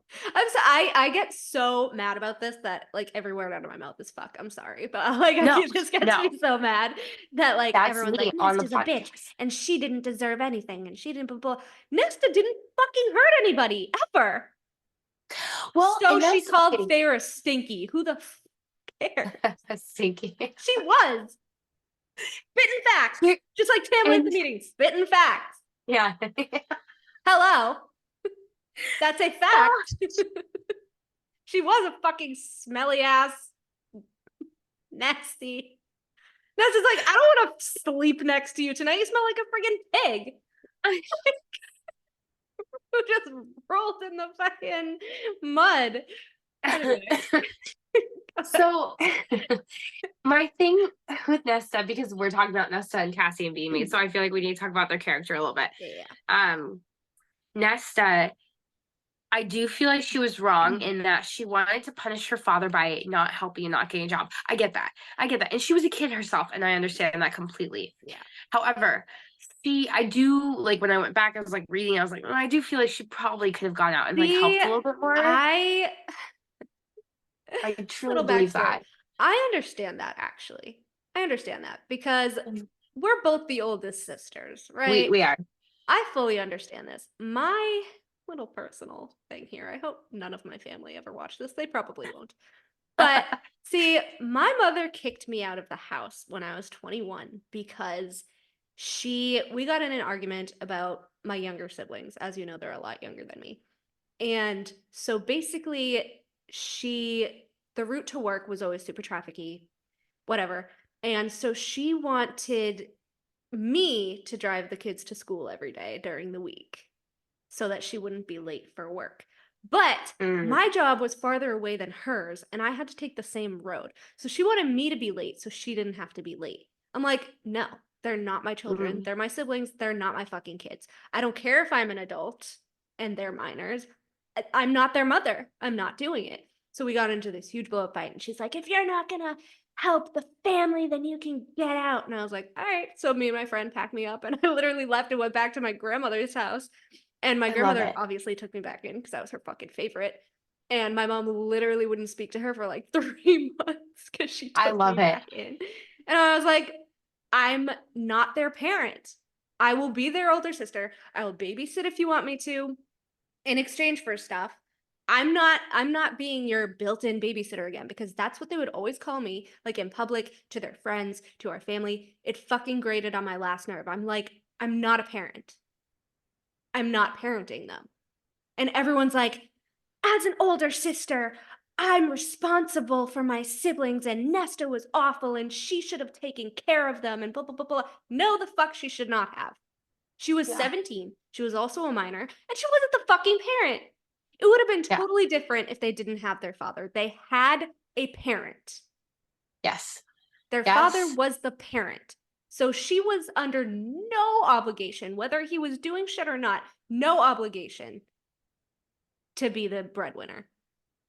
And I do love that. Feyre is the one who made their mother the promise, not Nesta, which I think is kind of gross in and of itself, because doesn't Feyre know? Yeah, Feyre knows about how the grandmother like beat Nesta and she has scars on her hands, and I don't know if Feyre knows. And the mother let it happen. Well, Feyre mentions like, oh, she was preparing them to get married and whatever. But then there's this whole other thing like bait and switch and Akasif where she's like, I forgot Nesta liked to dance. Yeah, it was weird. What? Yeah. So it's like super weird. You're literally judging her. You're saying like she's the worst and she's nasty and all this shit, but then you don't want to see like her trauma, but you expect her to feel bad for you. Yes. No. Yes. No. No. Feyre if your sister's your sister, she's not your mother. Yes.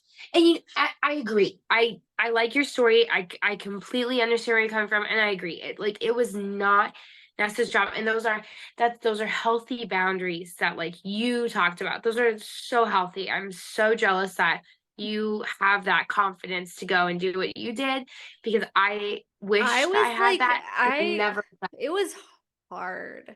Yeah, because even still, like now, like my brother's 17, my sister's 16. They're just getting their license and they can drive or whatever now. But ever since I left, like, you know that my mother was like, you don't want to see your siblings, you don't want to blah blah blah blah blah, because I didn't want to go to her fucking house, because like we were not on good terms for a long time, and it's still kind of rocky. We're polar opposites of each other, as I've explained before, but it's like, you're really gonna like use them, really? Yeah. It's a good argument. It's a good perspective, because it's true. Like kids should not be the parents, and like you see that a lot, I think, in bigger families too.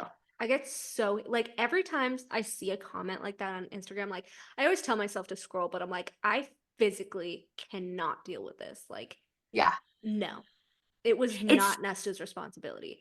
Well, I'm the oldest sister and I would have been the responsible one, and that, you know, she was the oldest and it's her responsibility. It's not her responsibility. I don't care if she's the oldest. She's not a parent. Yes. She is not her sibling's parent. Oldest siblings are not a second parent. Period. It's true. I will say, because I was like sitting here reading it, I was putting myself, and I agree with everything you said, like completely agree. But I was putting myself in my shoes, and I was like, even if I felt that way, I still feel like I probably would have gone out and like tried to do something. Like, even though like everything you said is true. Nesta said, well, first of all, Nesta's the only one who went after Feyre when she was taken. It's So true. It's she used the true. last of the coins to do so. I know. And not only that, but Feyre actually says that Nesta would have sold herself to provide for them. So people love to forget that. Like, Nesta That's would funny. have, if it came to that, she would have. She would have been like a whore. Feyre That's says incredible that. because I forgot about that. I Yeah, totally yeah. did not Feyre remember says that. Feyre saying that. Yeah, she does. It's Feyre. I swear she's like bipolar because like here she is like recognizing everything that she like That's would have done. why I'm saying, like, Rhys is like a fucking light switch in her head. It's ridiculous. The amount It's of weird. wishy-washy and flip-flop and 180ing all the time after Akamath. All the time. Or in Akamath and Yes. all the time. Even That's the really Tamlin bizarre. didn't crawl to me. You were fucking there. Yeah. What are you talking about? I know. And he had like a gaping hole in his chest because she had to like We've stab been over him. this so many times, but like, I know. what? And Rhys was You- like, and then she was like, yeah, he didn't even crawl for me. I'm like, that's fucking Rhys right there. That's Rhys. Because he didn't want her to go back. He didn't want her to go back. Yeah. This was before he told her that, or this was before the Suriel told her that they were mates. So he was trying That they were to mates. keep her in lock. And I think that most people agree that like being an older daughter, I think a lot of people relate to Nesta, right? Because like you get your parents when they're at their healthiest and their youngest. So you get the full extent of rage or disorganization or just like any of their trauma.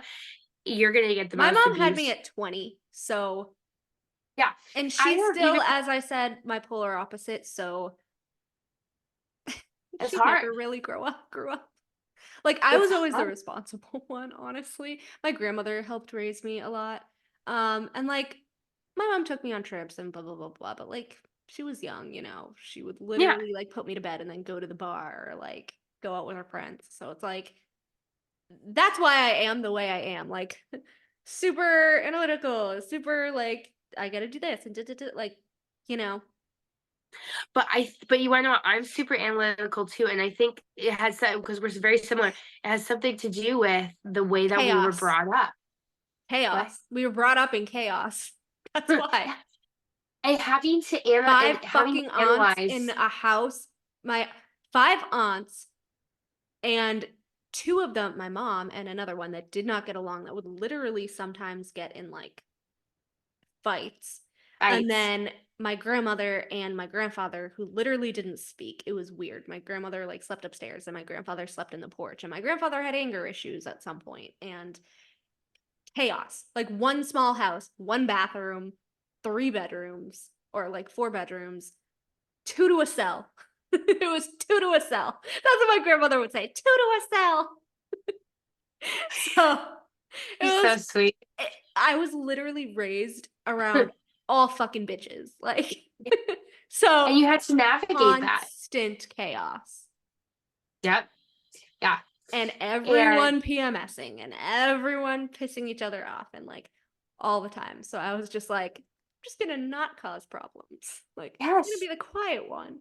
I'm the good kid. Like, you know. Yes, I do know. I know exactly what you mean. But sorry, I went off on a tangent. But like, and can I just say one thing really quick? Absolutely. I want to say one thing really quick. Kind of goes back to the Rhys thing. Everyone hates Tamlin for putting a physical shield on Feyre, but nobody talks about the way that Rhys puts an emotional shield on her. Tell me about this. Like I said, he didn't tell her they were mates, and he gaslit her into staying constantly before she knew they were mates. Constantly. Yeah. Like it's fun. Like that scene that we just said, like, there has to be a reason her memory switched. And she was like, and then because you remember what that led to. Do you remember what that conversation led to? No, The villain is usually the one that locks up the maiden and throws away the key. You cannot tell me that wasn't Rhys. You cannot tell me that wasn't Rhys. No, that has Feyre written all over it. That disgusting language. I forgot to tell him that blah blah blah blah blah. She's like But saying Reese this is shit the to one that's Mor. like, it's always a choice with me, and like reaffirming the gaslighting. It's It's Anyway. not always a choice. He's like, Anyway. hey, you could... Okay. Messian. I told you we can't let Buffy go on. So the Okay. reason we talk about Nesta is because it's like, who is the type of person that Nesta would flourish with? Who is someone who's truly her mate? And when I think about who that would be, because she's so traumatized and she's hard. She's a hard person to connect with.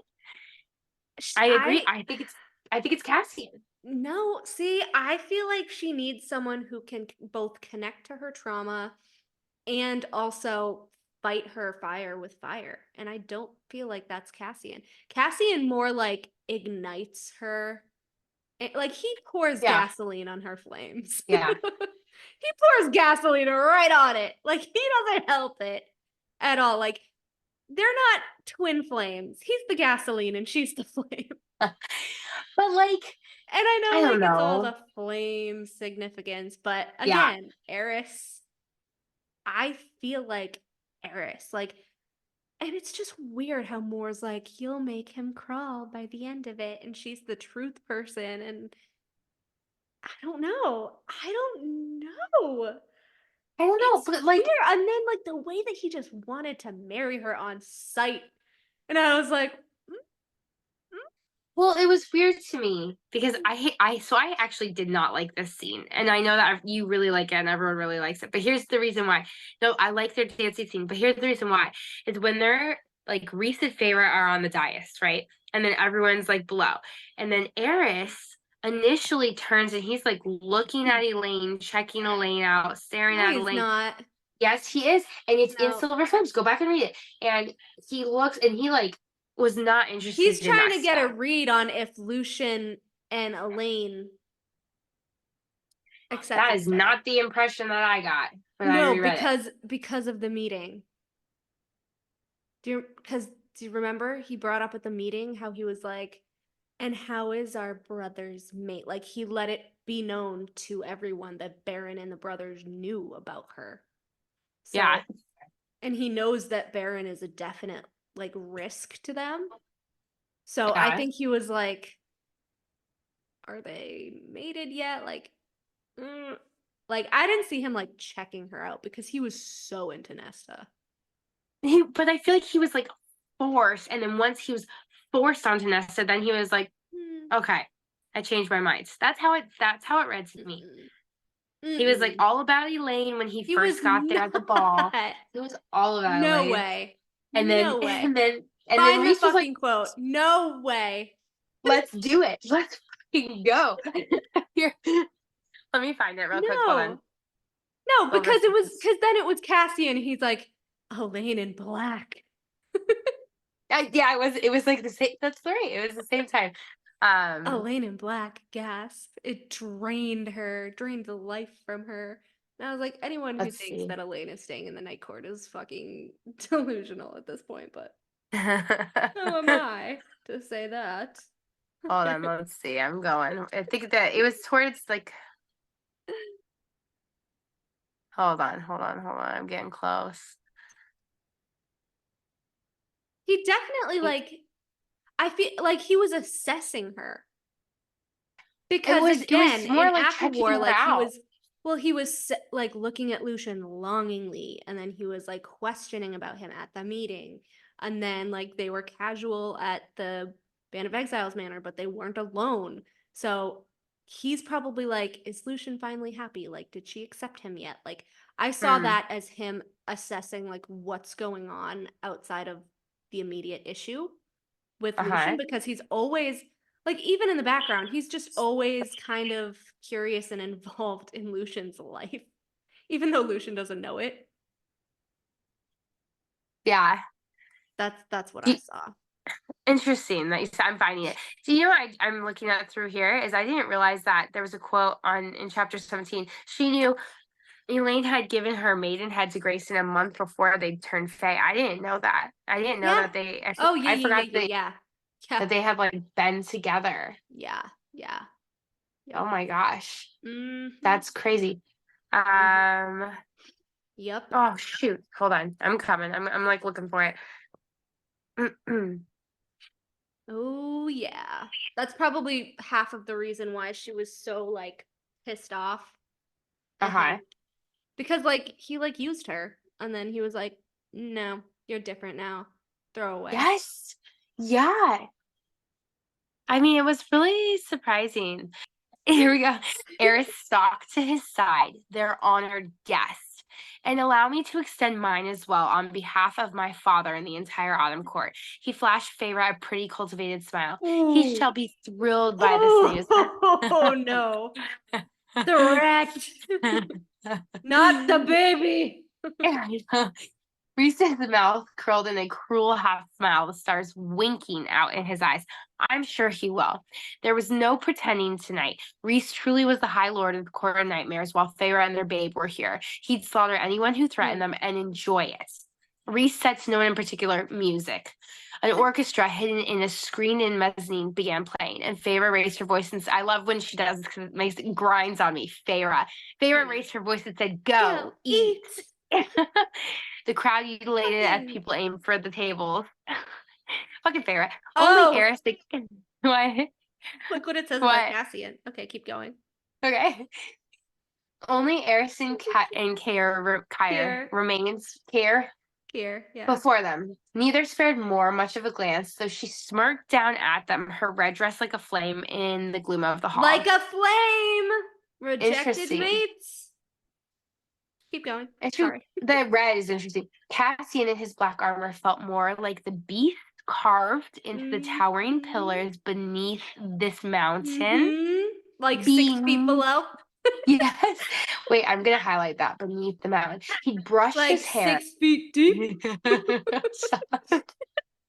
I love that. You're like, oh my god, he brushed his hair, and I'm like, he's 6 feet deep. I know. I love it. He brushed his hair and left it loose, and that had been the extent of his grooming for tonight. He'd spent most of his time thinking about how he'd like to peel Eris's skin off in tiny strips. How Reese and Feyre had crossed the line by asking Nesta this, or asking this of Nesta. He loved them both, but they could have found another way to ensure Eris's allegiance. And I agree with that. Not that Cassian had come up with a better alternative. Again, Reese is definitely a fucking Prince of Hell. Like, he's very strategic. He knows exactly what he's doing. But anyway. He's so strategic. So then we get down. Before you join the merriment, I know, it's so awful. Before you join the merriment, Eris, I just jumped a little bit. Reese drawled, a long black box appearing in his hands. I'd like to present you with your solstice. I love this scene. Cassian kept his face blank. Reese had gotten that bastard a gift. Reese floated the box over to Eris in a night-kissed wind. I could so see that. Again, why Eris? Why Eris? What? And it's Nesta's made dagger. Yeah. But interesting that I never realized this before, that like Reese has like winds. Reese floated the box over to Eris on a night-kissed wind. So he has wind and so does Tamlin. And so does Helion. And Cassian has wind. I was looking at that. And so Azriel is shadow. Never mind. Oh yeah, maybe not. Yeah. It's FYI, Logan just woke up. I want to finish this real quick. Let enough of the wind remain, wrapping around behind Eris for Cassian to know it blocked him from sight. From Kara's sight specifically. Eris lifted his brows, flipping open the carved lid. He stiffened, voice going low. What is this? A present, Reese said, and Cassian caught a glimpse of a familiar hilt in the box, the dagger Nesta had made. Cassian refrained from whirling on Reese and Feyre, demanding to know what the hell they were thinking. And with Eris that, has never gotten a gift in his life. He doesn't know how to react, my baby. Yeah, he's really going there. I know, that's what. Eris sucked in a breath. Feyre said, "You can sense its power. There's flame in it." I think we were here. Do you want to read it or do you want me to read it? Because I probably You start reading it. Okay. I'm like, I have to go find it. There's flame in it, Eris said, not touching the dagger, as if his own magic warned him. He shut the lid, face slightly pale. Why give this to me? You're our ally, Feyre said, a hand resting on her belly. You face enemies that exist outside of the usual rules of magic. Also, it seemed outside the usual rules. I'm like, okay, Baron. I was always thinking Baron, but I'm like, outside of the usual. Well, I don't know. He probably has Fabane. I always think he has Fabane to like whip him with, but that's a headcanon, I guess. It seemed only fair to give you a weapon that operates outside those rules too. It is truly made then.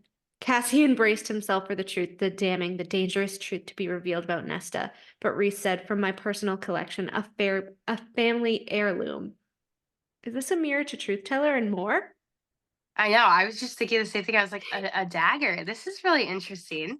You possessed a made item and kept it hidden all these years, even during the war. Don't take our generosity for granted, Feyre warned quietly. Warned. Eris stilled but nodded. He extended the box back to Reese. "I'll leave it in your keeping while I dance then," he added with what Cassian could have sworn was sincerity. "Thank you." Baby. I'm going to skip to the Elaine part. Yeah, let's do it. We're going to skip over the part where Feyre throws up again. Now she made a show of looking between her two sisters. Elaine gave a passable impression of appearing interested. Uh-huh. Nesta just looked bored, like they hadn't just given away the dagger she'd made. Perhaps it was because Nesta's eyes had drifted toward the dancing, shimmering throng, as if she couldn't help herself when the music swelled. She seemed to be half listening. Maybe music meant more to her than the dagger, more than magic and power. Feyre noted the direction of Nesta's stare. "My oldest sister shall take my place." Nesta barely glanced at Eris, who pulled his assessing gaze from Elaine to stare at the eldest Archeron sister with a mix of wariness and intent that set Cassian's jaw grinding, or it would have been grinding if he hadn't mastered himself in time to keep his face blank as Nesta began to walking toward Eris. Eris offered an arm and Nesta took it, her face neutral, her chin high, each step gliding. They halted at the edge of the dance floor, pulling apart to face each other. He was assessing Elaine. I knew it. Can you say that sentence one more time when he was looking at her? Say the whole thing again. Nesta barely glanced at Eris, who pulled his assessing gaze from Elaine to stare at the eldest Archeron sister with a mix of wariness and intent that set Cassian's jaw grinding. He was looking hard at Elaine, No, assessing her. he was assessing Elaine. He was staring at Nesta. So much so that Nesta was like, "I'm gonna fucking slit his throat." But their fucking dance scene, man. I was like, It's weird because there's a lot of stuff in there. I mean there is Flame simmered in his eyes, and then she'd seen a queen of the night as merciless and cold and beautiful as the god Lanthus had wanted to make her, Death's consort, Death herself. Eris's lips curled with approval. His test passed. Nesta smirked back at him, letting her eyes glitter. "Make him crawl," Moore had said. And she would, but first she would dance. I do love that sentence, but first she would dance. Okay, and this kind of caught my eye too after we were talking about the goddesses. So, yeah, tell me. It says, the music stomped into its crashing finale, drums striking, violins whirring, and the entire room straightened, eyes upon Nesta. Upon Nesta, this once human female who had conquered death, who now glowed as if she had devoured the moon too. Devoured the moon? Is she talking about Deanna? I don't know. And then there was another one. Oh, there was two more. Oh yeah.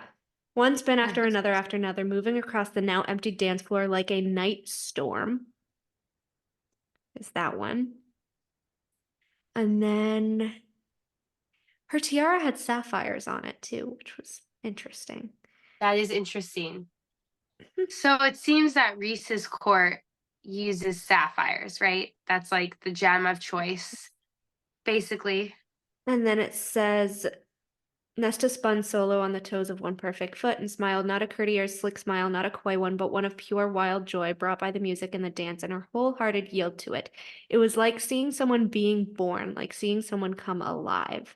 So that's a very autumn court harvest thing right there in response to Death herself. Eris had her hand again, spinning her 3 more times, his red hair glinting like fire, as if an echo to the unchecked dark joy bursting from her. Nesta's mother had wanted a prince for her. Cassian now thought she'd undervalued her daughter. Only a king or emperor would do for someone with that level of skill. I would love to see how this is going to play out, like on the TV show, if they actually do this, because it's a really beautiful scene. They need to be skilled. Phenomenal. Nesta might very well send entire courts to their knees. Kingdoms. Foreshadow. Red flag. And then, of course, my favorite, don't believe the lies they tell you about me. She knows No. the truth, but has never revealed it. And also, Eris laughed, the sound like silk over her skin. She shivered. She doesn't even like him, and she shivered. She let him see a bit of that person, see the savage rage and silver fire he'd witnessed before Tamlin. Then she blinked and it was gone. Eris's face tightened, but not from fear. Oh, they say your sister is the beauty, but you outshine her tonight. See, but it's just tonight, not always. If they were mates, you would think he would be like, he wouldn't say tonight. You know what I mean? They're probably not mates, but I mean, they complement each other. The potential. You're wasted at the night court. Absolutely wasted. Fucking love that. I love it too. There was one. Or actually, it was twice. So they actually compare her to Dawn twice. Really? I never would have thought of that. The Dawn Court? So night, autumn, dawn.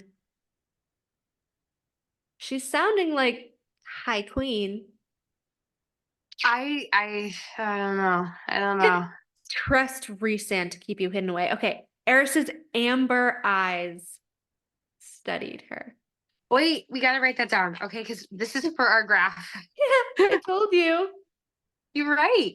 Eris had amber eyes. That's what Eris's amber eyes studied hers. Trust Rhysand to keep you hidden away. I saw you just the other week. So, do you know that Cassian, Azriel, and Eris all have amber eyes? Did you know that? I thought Cassian had hazel, like Azriel, like the rest of the Illyrians. He has hazel. I just read. Okay, maybe I'm wrong. I don't know why I thought I read amber with them. It was an Akamath. I'll go back. And then I highlighted something else. Cassian, he was not graceful like Eris. Yeah, no shit. Hey, watch your tongue. He would only yield Nesta to Azriel, who swept her into a waltz as easily as breathing. He's just like Eris in that regard. Come on. Azriel? Yeah, Azriel is phenomenal. Let's be real. He's so like dignified and he's so underrated. And then like Cassian like kissing Mor's cheek. How are you doing? Fine. Eris, I'd rather have her than that. The dagger. I love him so much. I do love that he said that. That's not my decision, Rhys said calmly, and it seems foolish of you to offer me anything I want in exchange for her anyway. I have my reasons. From the shadows in his eyes, Cassian knew something more lay beneath the rash offer, something that even as his spies hadn't picked up on at the autumn court. And then there's this line from Feyre. Can't we throw him to the beasts under the cell and be done with him? But also, like, he didn't even do anything, and she's like, Feyre's like so bloodthirsty. She's more bloodthirsty than Eris. Come on. Yeah, she is. Rhys's lips twitched, so bloodthirsty. He said that. Anything I want, whether it be armies or your firstborn. Not as far as my firstborn. Yeah, we know that. We know that. Oh yeah. Eris had danced with her twice more after Azriel, and he'd had such intent in his eyes, she knew she'd woven her spell around him well. Here it is. Moore was at Cassian's side a moment later, her lips curving upward. Looks like our lessons paid off. Cassian kissed her cheek. I owe you one. Moore had been positively giddy when he'd asked for her help, but her eyes were now dark, her face wan. How are you doing? He asked. Fine. He said, it says, he asked neutrally, well aware of the people around them, what Moore had been and was now to them. So had been, so that's an interesting quote. Had So been had been and queen was now. and was now. Cass? The fuck?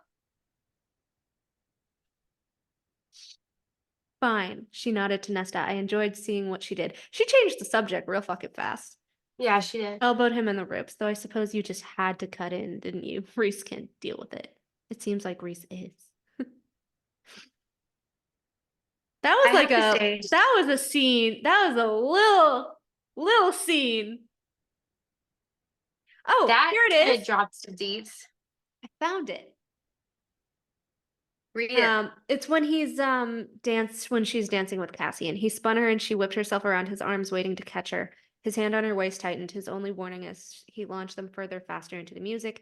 Cassian smiled at her and the world faded away. The music was no longer the most beautiful thing in existence. He was.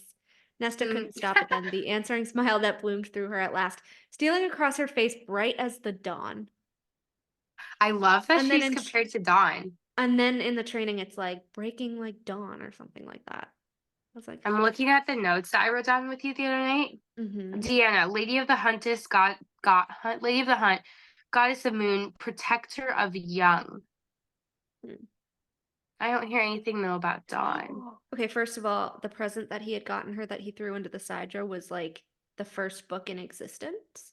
The little elf book, it was so. Did it also end up with Jessica? Was it like one of the unknown? Do you remember the title of that book? Is it there? Is it there? Doesn't have a title. It Oh, just it says one of doesn't the say. smallest books in existence.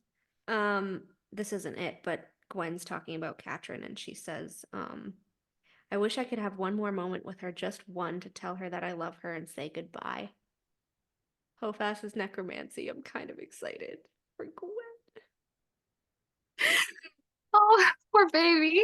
That's gonna break my heart. There are so many people that these characters have to say goodbye to.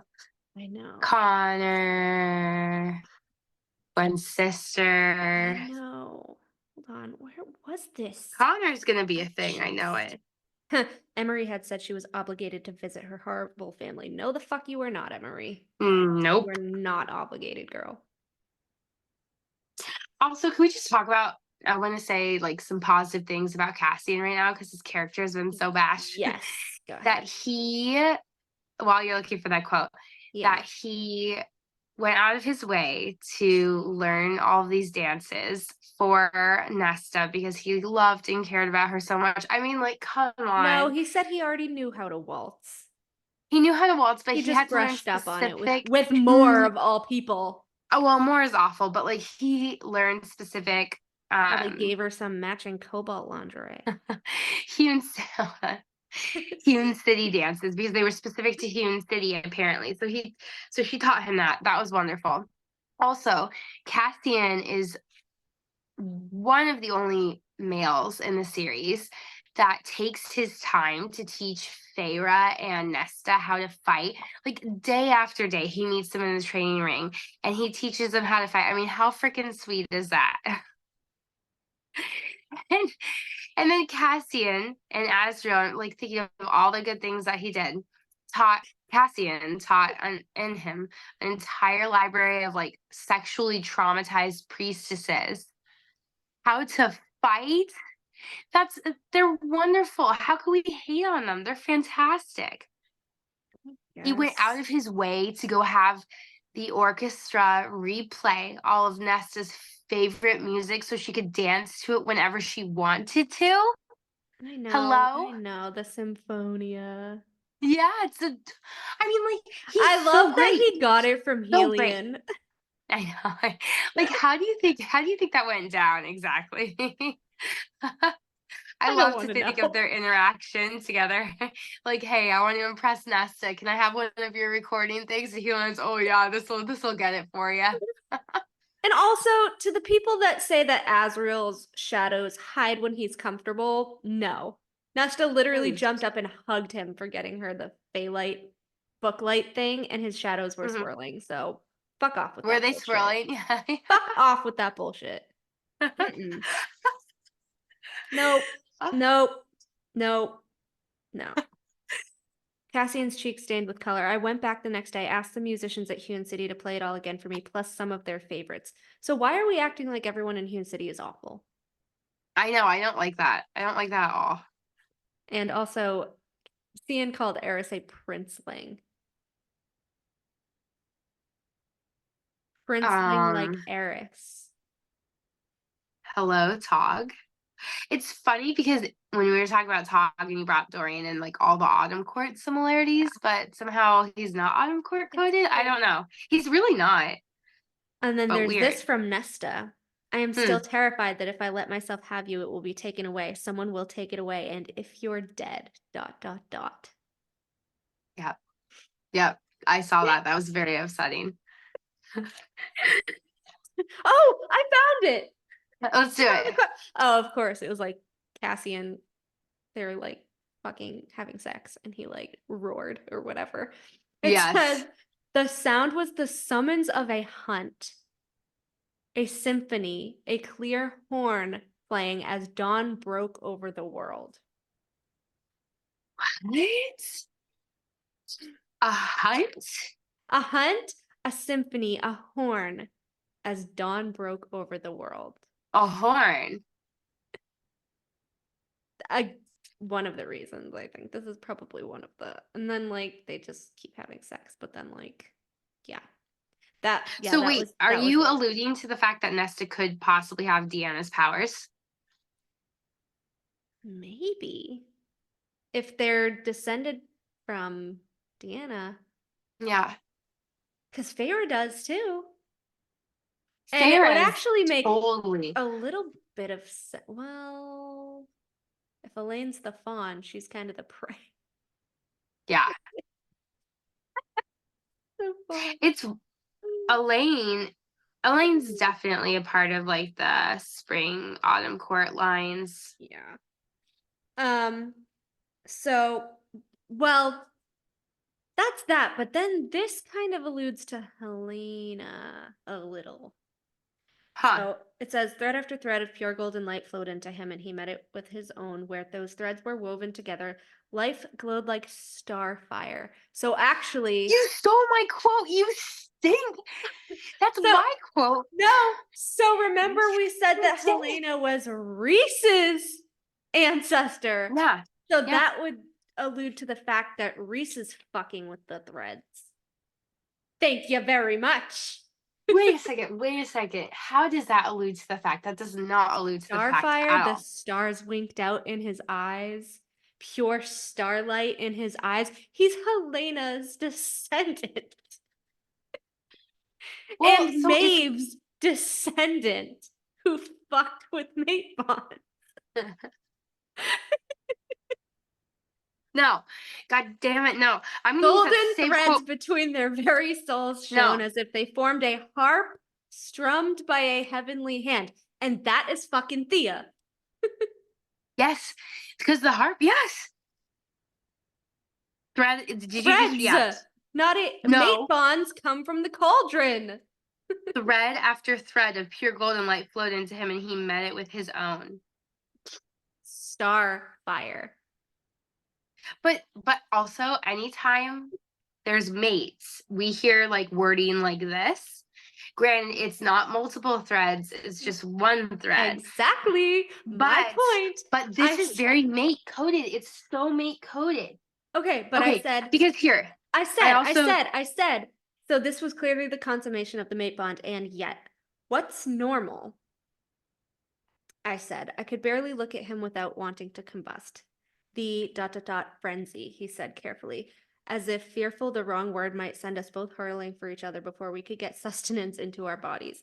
When a couple accepts the mating bond, it's overwhelming. Some couples don't leave the house for a week. Males get so volatile that it can be dangerous for them to be in public anyway.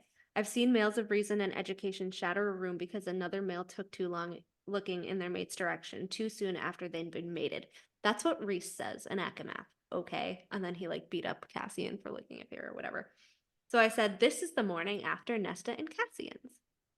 Nesta frowned. Do you have somewhere to be? He was already hopping into his pants, scanning the floor for the rest of his clothes. Nesta silently pointed to the other side of the bed where his shirt lay atop her dress. Snowball fight. I'll be late. Nesta had to unload each word of that statement before she could ask, what? Annual tradition with Reese and Az. We go up to the mountain cabin. Remind me to take you there one day. And it's a long story, but we've pretty much done it every year for centuries, and I haven't won in years. If I don't win this year, I will never hear the end of it. All of this was said while shoving himself into his shirt, leather jacket, and boots. After the fight, I need to do a comprehensive inspection of the legions in Illyria for a few days. I'll be back after that. Without so much as a farewell kiss, he vanished. Nesta didn't reappear till 3 days later. And then he comes back and he's like, oh, I was like so frenzied. I thought I would go crazy. Like, then you couldn't be in public. Liar. Liar. You don't think he had the frenzy? I think he wanted to think he had the frenzy. I think Nesta actually had the frenzy. Nesta had the frenzy. You think she did? Where are you reading? It describes that in detail. That's why she had the sleepover with Emery and Gwen. And remember, Emery was like, I know why you asked us over, bitch. Remember? Yes, I do. Nesta had the frenzy. I think Cassian wanted to think he did, and he just didn't. And he was like, yeah. Like, I have the frenzy. That's why I have to go, like, to Illyria. What? You didn't come back for 3 days? There's no way he would be able to do that. Also.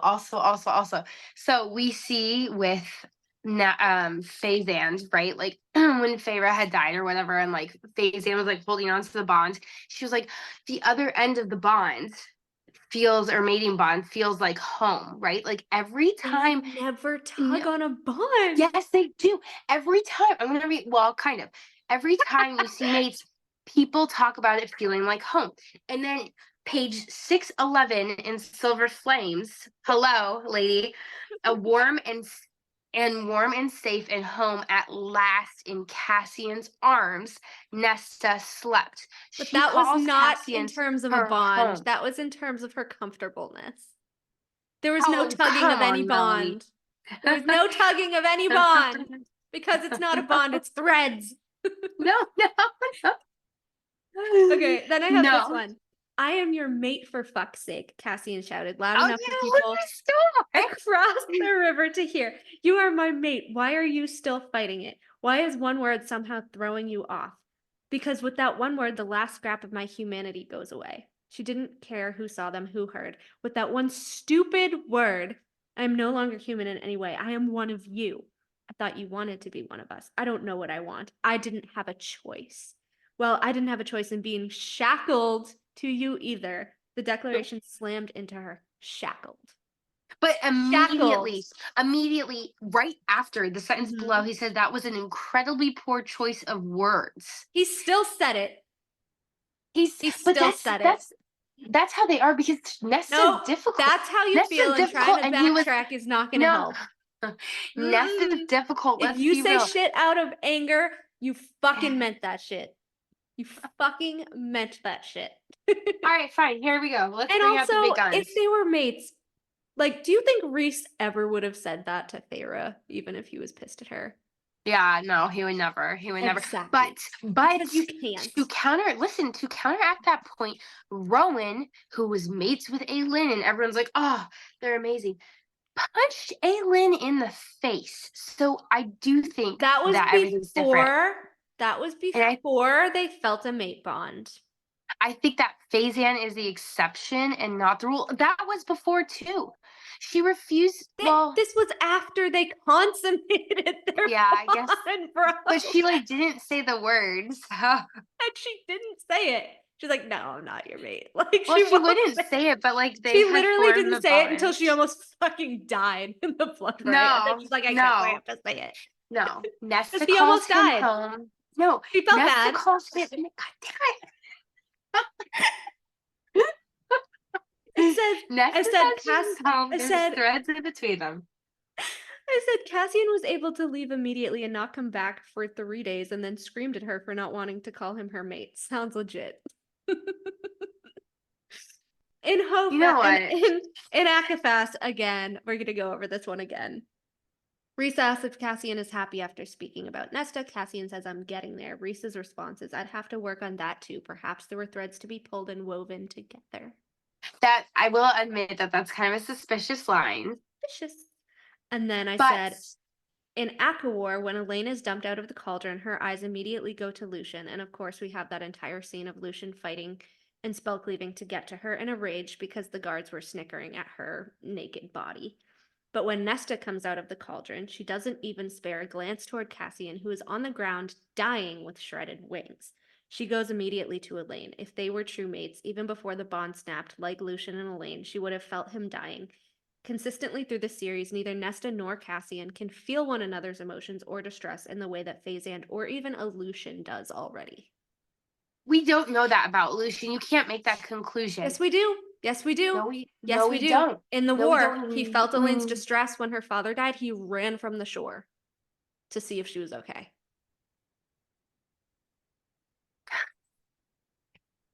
Boom. They can feel each other. And then again, Rhys with the whole wedding, like, I could feel your distress and I could hear your blah, blah, blah, blah, blah. Theirs is different a little bit because of Daymati, but same thing. I was Cassian gonna say, I doesn't think even know when she's gonna pass out. The most basic fucking thing. No clue. They can't feel each other. Like mates, they can't. Well, I'm trying to think. I think that Phasand might be the exception and not the rule to the mating bond. But Elaine and Lucian also can, and they didn't even consummate or accept each other. But Azriel also mentions that it's like the strongest mating bond he's ever smelled, and that says something, right? They're so powerful. I love them so much. But still, that's 2 out of 3. Okay. And then you have Rowan. Where's my wife? Well, I haven't read up there yet. I mean, did he really feel Aelin? Because had he felt Aelin, he would have known she was in distress when she went missing on that beach or whatever, right? And it doesn't sound like that. Sounds like he stumbles upon her. That yet. I have no idea. I'm not either. Don't worry. But again, she says that the mating bonds are different in each world, so I don't know. She did say that? Wait, she said that? Well, someone asked if the bond was different in each world, and remember, she was like, pass. She said that the entire interview, so we can't. Oh, I'm still angry. I have 2 more, and then I'm gonna let you bombard me. Okay. Well, you stole half of my quotes, you thief, but go on. I said, I took statistical information as well. Okay, which I think I told you before, but I said the phrase mating bond is mentioned 32 times for Phasand. In Silver Flames for Nessian, the term mating bond is mentioned 3 times, and not even in terms of Nessian. The first time is Cassian saying that he was holding out for a mate that felt like Phasand's, or a mating bond that felt like Phasand's. The second time is when he said he guessed that they may have had a mating bond, which in parentheses I said, can't you feel it? And the third time was during that argument when she said the mating bond clouds his judgment. So all 3 are in a questionable connotation as to whether there actually is one or not. 3 times questionable, 32 times for Phasand. And I think it was like 11, I want to say like not 11. I forgot to get Aleutians. It was on my reel, but I think it was like 6 to 11 times for like Aleutian. Oh, so it's not like a ton. But more than 3. And not in a questionable connotation either. Because Magic confirmed Aleutian, Farah confirmed Aleutian. fucking Elaine and Lucian themselves confirmed. So it's like, Nessian, I'm holding out for a mating bond that feels like Reese and Feyre's. I guessed that we had a mate bond when you were human, but I don't know. You would be able to fucking feel it, bitch. No, they did feel it. They did feel it. Where is it? No. In fact, I'm actually gonna pull that It up was right now. questionable. It was questionable. Questionable. No. Okay. And then the Don't mating we? bond Don't clouds we? your judgment, and like, what? Isn't there a point when Feyre is talking about like how beautiful Rhysand is to her and stuff like that, right? Yes. So we have the same scene here, Silver Flames, page 633. But Nesta's gaze had slid from the stars, finding a familiar face in We the know crowd. that Cassian's gorgeous. He's a fucking Oh, don't warrior. even. Dancing with more, laughing, his head thrown back. So beautiful. She had no words for it. How beautiful. There's that. There's that. She's talking about how beautiful he is. Okay, well, I have this one. Okay. The word thread or threads is used in Akasif 5 times. Each time it is used for magic or bonds between her and the Trove. It is used 6 times to describe Nessian's bond. She didn't use the term mating bond between them in any scene. She uses threads or golden threads, and even twice that thing between them. But It that's is still also reference to the mating bonds. No, I don't Do you agree. think Phazan's was ever called that thing? Even Aleutians wasn't that thing, and Elaine didn't even want it. I said it is also almost always mentioned as some sort of music. How the threads sing like the music between their souls. Yep, I have that. How it is a harp strung by heavily hands. When Nesta is, as we know, directly connected to the mother. I'm like stuttering. The mother. Also mentioned as a symphony. Like what Lord Nesta to the harp. The music that Clotho chose was described as a symphony. Clotho, Wait. I believe, is Fate herself, of course, and a horn, which is another Dread Trove item. We know it is on Bryce's back in Crescent City. Fate may be stepping in if Cassian was needed as a tool in Nesta's healing journey to get wherever she needs to be to ascend to whoever she's supposed to be, like Tamlin for Feyre or Grayson for Elaine. So all of the things that their mate bond is described as is connected to a Dread Trove item. Wait a second. I want to go back. You were talking about how the mating bond is connected with like music and singing and stuff like, right? Where is it? Hold on. If you're gonna pull You're up right, that Hazel Eyes. if you're gonna pull up that fucking Todd quote, don't even. No, I'm not. I'm actually pulling up their bonus chapter. And also, did you notice that Cassian's always talking about fire? When they describe Cassian, it's always fire. That's SJM trying to make the puzzle pieces fit with the fucking dresser. And it's just not doing it. It's just not doing it, SJM. It's not Are you convincing. sure you're not in denial? Are you sure that Cassian doesn't exude fire? Sculpted muscle lay beneath the tight fighting leathers, the warmth of him leaking into her palm. Fire. He reminded her of fire made flesh. Melanie, she's fire making it fit, fucking bro. flames because on the she's like, dresser. Shit, I put flames for Lucian, and now I have to make Cassian look like flames. Well, you want to know what? It fits. That means and then the whole right there. His siphons burned like ruby flame when he's fucking angry. It's literally Sarah J. Maas forcing the puzzle pieces together because she's like, absolutely fucking dresser drawer that I fucked myself over with.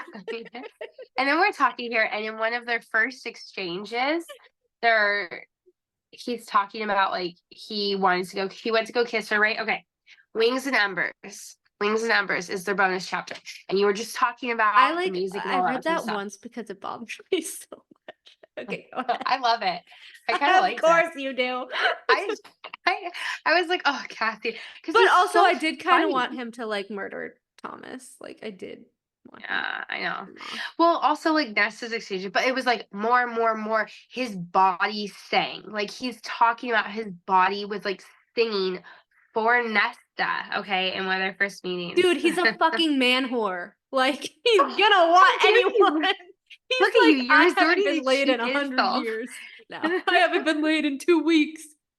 You're hot. No, also that's okay. And he It's left the first sexual tension. No, it's not. He left their first encounter here not entirely sure where he stood or who had the upper hand. And mother damn him, in the past few weeks, he found himself turning over every word and look, And he'd pleasuring exchanged with her himself. over. No, I love it. See, I'm gonna sound like a sicko, but like, I don't care. Like, Cassian's like fucking jerked himself off so many times. Can we get like Lucian jerking himself off? You want to know what? I swear to God, if like, let me I just say this. to know if Lucian's like the same thing. It's like, come on. If we don't get a Lucian scene like that, I If want I get any fucking Lucian smut, I'm gonna riot. I'm gonna combust. I'm You gonna do riot not with say you. they have fucking fire in their veins and fuck like it too and not show us. If that's the new So Lorcan did, I'm done. I cannot handle it. I'll be so furious. I'll be like, I'm gonna start this whole like movement. Like, If we don't get fucking Lucian like just glistening in sweat, his hair like molten ore splayed across his pillow, I can see it.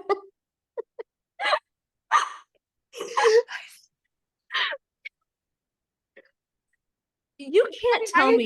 You can't tell me that he did not feel it with Elaine and Azriel that night. So that actually, I've never thought about that before. That makes me like really sad that you bring that. Because I told you, like, they can feel each other. And not only that, but she can hear his heartbeat, so she knows it was pounding a little harder. Through the stone! It's not stone, it's velvet wrapped steel. Oh my gosh, I'm dying. Stop, that's hysterical. Oh my gosh, no, you actually, but like, I know we're joking around, but like, in all seriousness, you have a very valid point. He knows. Like, that's why he's like, I can't even fucking jerk off. There goes my night. When she's like, I can hear your heart beating. No, I can't, lady. Thanks. Thanks. There goes. Now I'm gonna be just so riled up. That's why he wanted to go into danger with Vasa. He's like, I need this adrenaline out of my fucking body. Somehow. Somehow. Shake it out. If it wasn't dangerous, I'm it wouldn't be literally fun. dying. It's so funny. You know, that fucking sucks for Lucian. He got like the short. Him and Tamlin, man, they were done so dirty with their sex scenes. Like, first of all, Lucian just straight up doesn't have any. Like, Tamlin straight up doesn't have any yet. I'm so mad. It's so like bad. I know. We had Callan May and we didn't get a Lucian scene. I'm so mad. We didn't even get a super hot Tamlin scene. Like, are you kidding me? I was like so pissed about that. I was like, fucking Feyre whining in her fucking bedroom. I know. He's like trying to like start, and it's just like we don't even get, because she's like the high lady, and then everyone lost their shit over that. But like, let's be real, Tamlin didn't get a good sex scene either. Like, he got like a bland sex scene, but there's like a couple like okay, good ones ish, but. The only one people will look at is like, he bit her. I know. Oh, and I'm like, you guys, she like was asking for it. Come on. She like, was asking for it. She was, I know she was. She was like moaning. Come on. The whole book's Under the Mountain. She's the one that pulled Tamlin, and everyone's like, yeah. But okay, we can't go there because we're talking about Cassian and Nesta. I had such a good point on my notes about Tamlin. Finish up Cassian, and then I have Tamlin. Okay. Okay, hold on. So, just an appreciation. Oh my god. Here we just go. An appreciation post for Cassian. Because, you know, I simped so hard for that man. Just a himbo simp plug for my man. For my man. No, I I'm just all did it for about Lucian, so go him, ahead. Lucian, as Tamlin. I'll take them all. But okay, so I love this for some reason. That a blink, oh wait, along with his cloaking. So this is like him. He's like coming into the house to see Nesta. A blink was Wait, her only. cloaking? Okay, What? weird, right? Along with, I actually circled that. So listen to this whole paragraph. For all the world, Nesta was merely trudging to her room, perhaps a bit grumpy and groggy. But as soon as she entered the spacious bedroom, bedecked in velvets and silks of varying shades, I circled this of blue and silver, silver flames, I guess, and shut the oak door a Blue and moment silver later. The is heavy. Eris, but go ahead. He has a He's cobalt not- and silver jacket. Go ahead. Go ahead. Heavy. I know that because I'm posture obsessed with him, but go ahead. along so the heavy posture vanished along with Cassian's cloaking. So he was Glamour. completely cloaked. That's a glamour cloak. Well, glamour cloak. Oh, okay. So Invisibleness. how would Rhys Is have? that his other power? He can be invisible, but I then don't know. he's like, well, actually, remember Az took him like spying on Eris or whatever, and he's like, I hate this, and I stopped doing it like years ago or whatever. Like, can he be invisible? Is I that love his that. I other didn't power? see. Az can be cloaked in shadow, and Cassian is just wind, air, Yes. open air, invisible. Maybe? So apparently, And why does he Rowan never use it again? described like that. No, that's he never uses his cloaking ever again. Ever. Because when I first read that, I was like, oh, like Rhys cloaked him or whatever. But because Nesta was like, you don't think I heard your wings flapping outside? I was just gonna read that. I love it. I love how they said Which it. again, Caltaine, headaches and flapping wings. But like circling the house because he was I love Cassie because he was compiling a list of choice insults to throw her way, responses to an invented argument. no, he was like calming down his dick. Okay. No. And I love Nesta. Here I was. Can't you just see Nesta say this? Here I was, love a her. pillar of ice, said Nesta, a pillar of ice and steel beside the hearth, thinking I heard you flapping around for 10 minutes.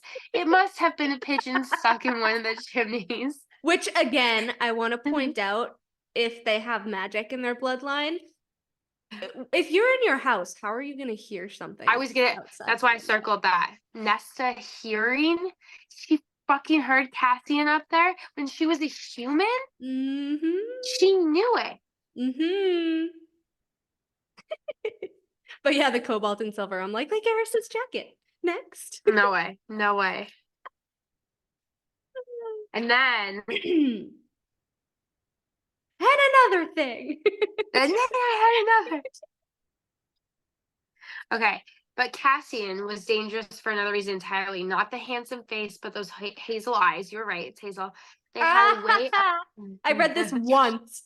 I know, it's really good. They had a way of assessing everything and everyone. I always forget that about Cassian, that he's a really, really good read on people and he assesses everything and everyone. I just like want to put that in there. See, I love how like you say that, but then like the whole first half of Silver Flames, he's like, I want to slit Eris's throat. I want to peel the skin from his bones. And then literally like 2 chapters later, he's like, but he's actually a good male. I'm like, what clicked? like how did you connect the dots? I'm so confused, bro. It's weird. It's really, really weird. But also the other point that I want to point out is that Phazan, basically when they were talking about being mates, they kind of like Rhys had an idea like when he first saw Feyre, right? Like he like kind of had an inclination when she was a human. He claims, yes. He claims he'd been like having dreams about her and stuff like that. Nesta, we know this, and I couldn't find the quote actually, but she says somewhere in Silver Flames in a certain chapter that like she had loved Cassian from the moment she laid eyes on him. From the moment Such an she saw him, exaggeration, Melanie. but okay. It was literally like love at She first sight. literally fucking hated him, but okay. Love at first sight. She told herself she hated him. She never hated him. She just was their whole dynamic revolves around lust. Like, I don't see love. I don't see love. I see pure lust. Well, no, Like, when they're like, at least with Faizan, like, we have Starfall and they're laughing together and like some of the cute scenes, like he just fucking taunts her and then takes her on a dangerous hike and then well, maybe that was she breaks down. Maybe that was the point. It's so weird. Maybe that's like what SJM was like trying to do with that couple, is that like, have you ever met those couples that they just like bully the shit out of each other, but then they like have this really So like weird. lustful, yeah, but they still love each other. It's just a different type of love. It's like, I don't know, you know, they're heated people. Yeah, the they're couples that like eventually get divorced. Oh my God. You know what, Melanie? You would make a phenomenal lawyer someday. I would I don't not, know. actually. I think you would be I'd be really like, good at it. no, this is I have checked. the old receipt. The receipt. Did you see that reel? Gen Z lawyers. No, that's hilarious. Are you serious? Wait, It's what? giving guilty. I have the receipt, Your Honor.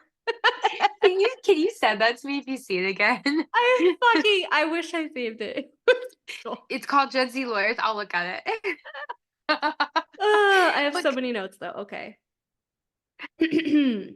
So as we know, I've been looking up the meanings of the people's names and stuff, as I said last night. And so every time I've looked up Tamlin's name, you can imagine what popped up from the fandom. Tamlin means a tool. Tamlin means like a bitch. Tamlin means a So like I literally could not find an actual like what the actual name means.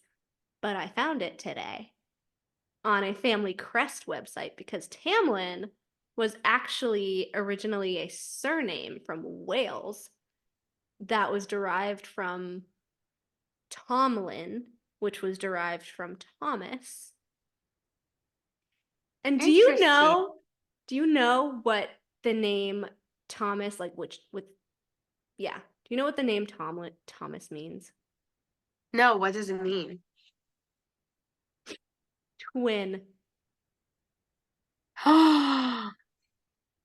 Wait a second. Are you about to drop a twin bomb on me right now?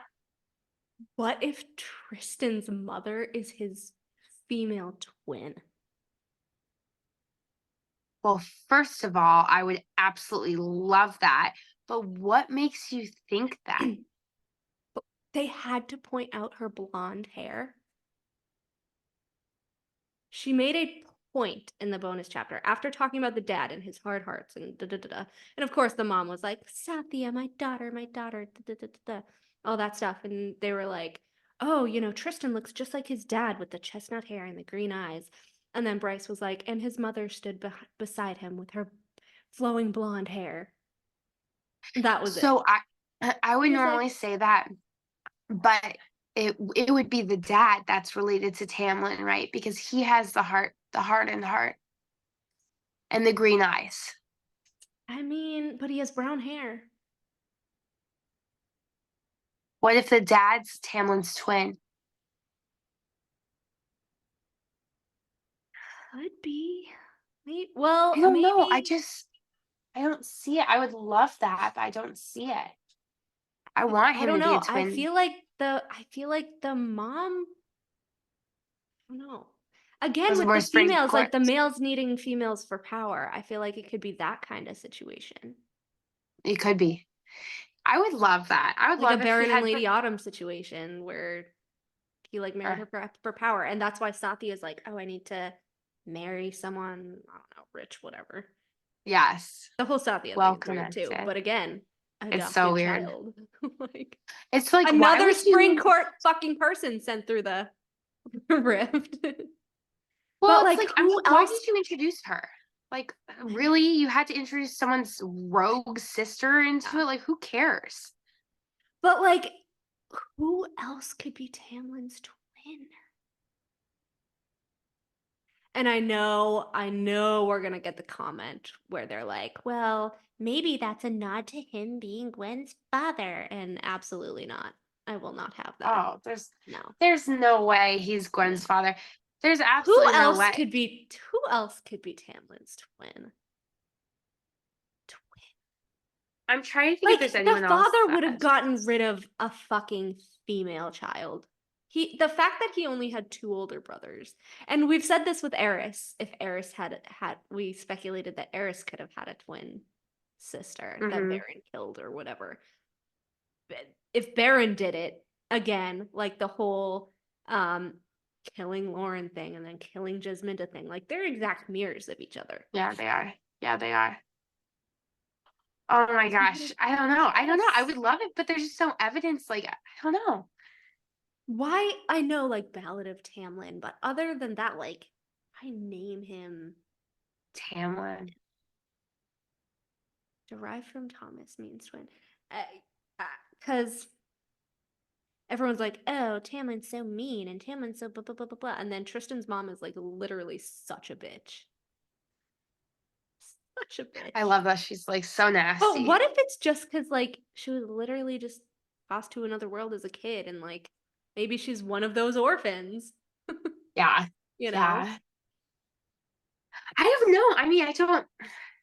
Because, like, Hawthorne would be her married name.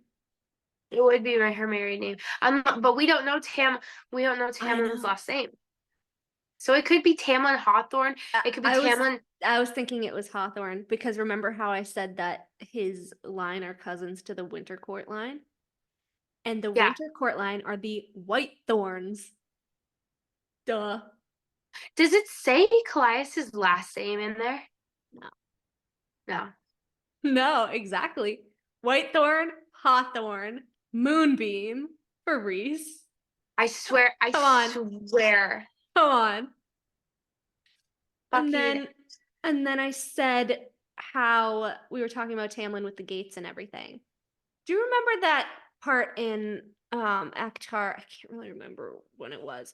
When like I think it was after the Feywild where she like passes out or whatever, and then she like wakes up and she comes downstairs and everyone is like shocked to see her.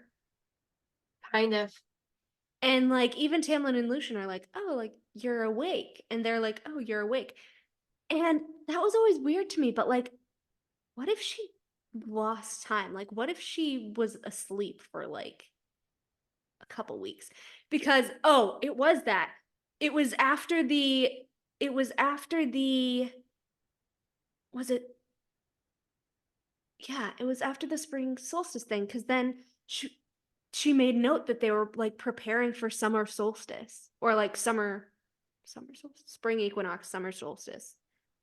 And I was like, didn't the spring equinox just happen? Weren't they I did not catch that on my read. I did not notice that. Like she woke up, like they were shocked to see her. Like even Alice was kind of shocked to see her, and they were like, "Oh, you're awake." And she's like, "Yeah." And then she like noted all the like workers or whatever like preparing for summer solstice, and it was hot out. And she was like, "Oh, okay." I was like, they were just sleeping a couple weeks there. That would be nice. So that reminded me of Tamlin putting her to sleep when she was human on the way there.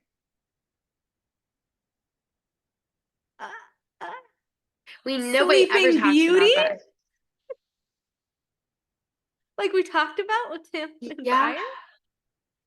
Is he like, I don't know. I feel like but see, then the people are gonna argue like, well, he could have like helped her sleep then. Like, no.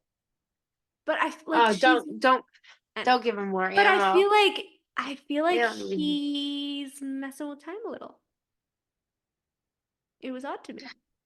And I never pointed that out because I just remembered it today when I was flicking through and I was like, it was really weird because I was like, it was just the spring equinox, but then there's like a little break and then like Feyre wakes up and it's supposed to be like the next day, you would imagine.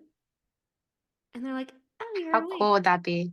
Because she's That like, he oh, can the mess with effects. time. Didn't she say like, oh, the effects of the Feywild or like something that alluded Yeah, to the it fact was that it was something. like the last night or whatever. And then they were like, you're awake. And I was like, they're setting up for summer already? And she's like, it was hot out. And I was like, what? What? Makes no sense. That would be cool if there was like if Tamlin was like a time traveler, like we talked about the other night. Tamlin and Nyx. Or I don't know. what if What? Sorry. time not stops, but maybe what if time slows when Tamlin leaves the realm or like leaves the world? And I like would love that. and like all the Go ahead. people that like work for him are just like, oh yeah, you know, Tamlin is off on one of his whatevers. And then like Feyre just wakes up and she's like, it's summer. I love that. Because Tamlin was doing a lot to try to combat stuff like behind the Well, scenes. he was out there fighting all of those Yeah. monsters, like on his borders. It was really sad, actually. He's like constantly like Yeah. defending his borders. And even in Akamath, it's like he was trying to figure out a way around the bargain. And He was, I can't even. It makes me so upset. He was doing so much for Feyre. it was I don't know. It was weird to me. See, That little scene was so weird to me. I couldn't figure it out. But like Cassian's cloaking, like we never see it happen. No, it never happens again. I sometimes I feel like it's just like this little like weird thing that she includes and then forgets about. You know what I mean? New idea. What? Just like kind of. What if Drifted off time here. slows when someone else is coming into the world? That'd be freaking cool, but what's your evidence of that? Because time didn't slow for Bryce and when she met that inner circle, right? I mean, like, did time, like, we don't really, like, Aelin fell through, but then we didn't really see anything except Rhys. Well, Rhys slowed her down, but I don't know. That's true. He did slow her down. Which again kind of goes with like, what if our Nyx theory is true? What if he was looking for objects, like we said, but what if he was looking for objects to either reverse time, kind of like a necromancy thing, like to bring someone Or like back? are you talking about like the harp? Kind of Yeah. like the harp. The harp. Because like we know where it is now, but it has like those things have a habit of getting lost. Yes, they do. Right? Yeah, they totally do. They're always getting lost. So, as we said with Demaris, how like it heats up and turns to ice depending on whether the person is telling the truth. And I told you that was very curious because that means that Rhys knows about it, and Rhys must know that Truth Teller may do the same thing because, well, Asriel too, because Asriel, remember, said it always strikes true. Right. Lane. But Rhys under the mountain uses the same tactic on the levers. Yeah. During Feyre's trial. Heats them up when she touches it. Yeah, but we weren't recording. Oh, that's right. We forgot. There was so what if it's but Rhysand Haviliard? Moonbeam, Haviliard, Whitethorn, whatever. And then we had the whole amethyst ring that Kaol gifted. Oh, gifted the ladies. I actually love that because it was such an interesting scene. He picks up a ring out of like a basket for Selena. Yeah. An amethyst ring. Amethyst. The only other amethyst thing in any of the series so far that I can tell is Hybern's amethyst light, which is second light. So either the second light wards off Valg, or it lures the Valg because, again, Hybern was technically a Steri, so was it luring Elaine and Azrael? Or, like, does it amp up the Valg or does it counteract it? Because there's the black rings, which basically give them more power. So maybe the amethyst rings are, I don't know. It could be something. I don't know. It could be something. It could be something. Absolutely. I mean, it's one of those things I feel like it's such a minor detail that like we all skip. We're like, oh, it's an amethyst ring. Yeah. Who cares? But you have to watch it. I'm gonna freaking check if these objects go missing over the series. Also, there's an amethyst ring somewhere. Amethyst ring somewhere. Maybe it's the ring that Nyx needs to time travel. How crazy would it be if that amethyst ring ended up being like, oh no, because it's sapphire. Never mind. But like, also in our last episode video, whatever that I have to put this into, we consistently said that Thea was the mother, and we got that wrong because we literally spent the whole first half of the episode saying how the mother was punishing her for original sin. So the mother is above Thea, just to correct ourselves. Possibly. Thea could also be the mother. Technically. Possible. But then why would she like punish females? Because I think maybe there's a fault. A lot of goddesses and goddesses are not good. I think that's the whole premise of Tog, right? True, but then if Thea's the mother and like she's so protective over Nesta, and even Bryce technically. But she was kind of protective over Feyre too, right?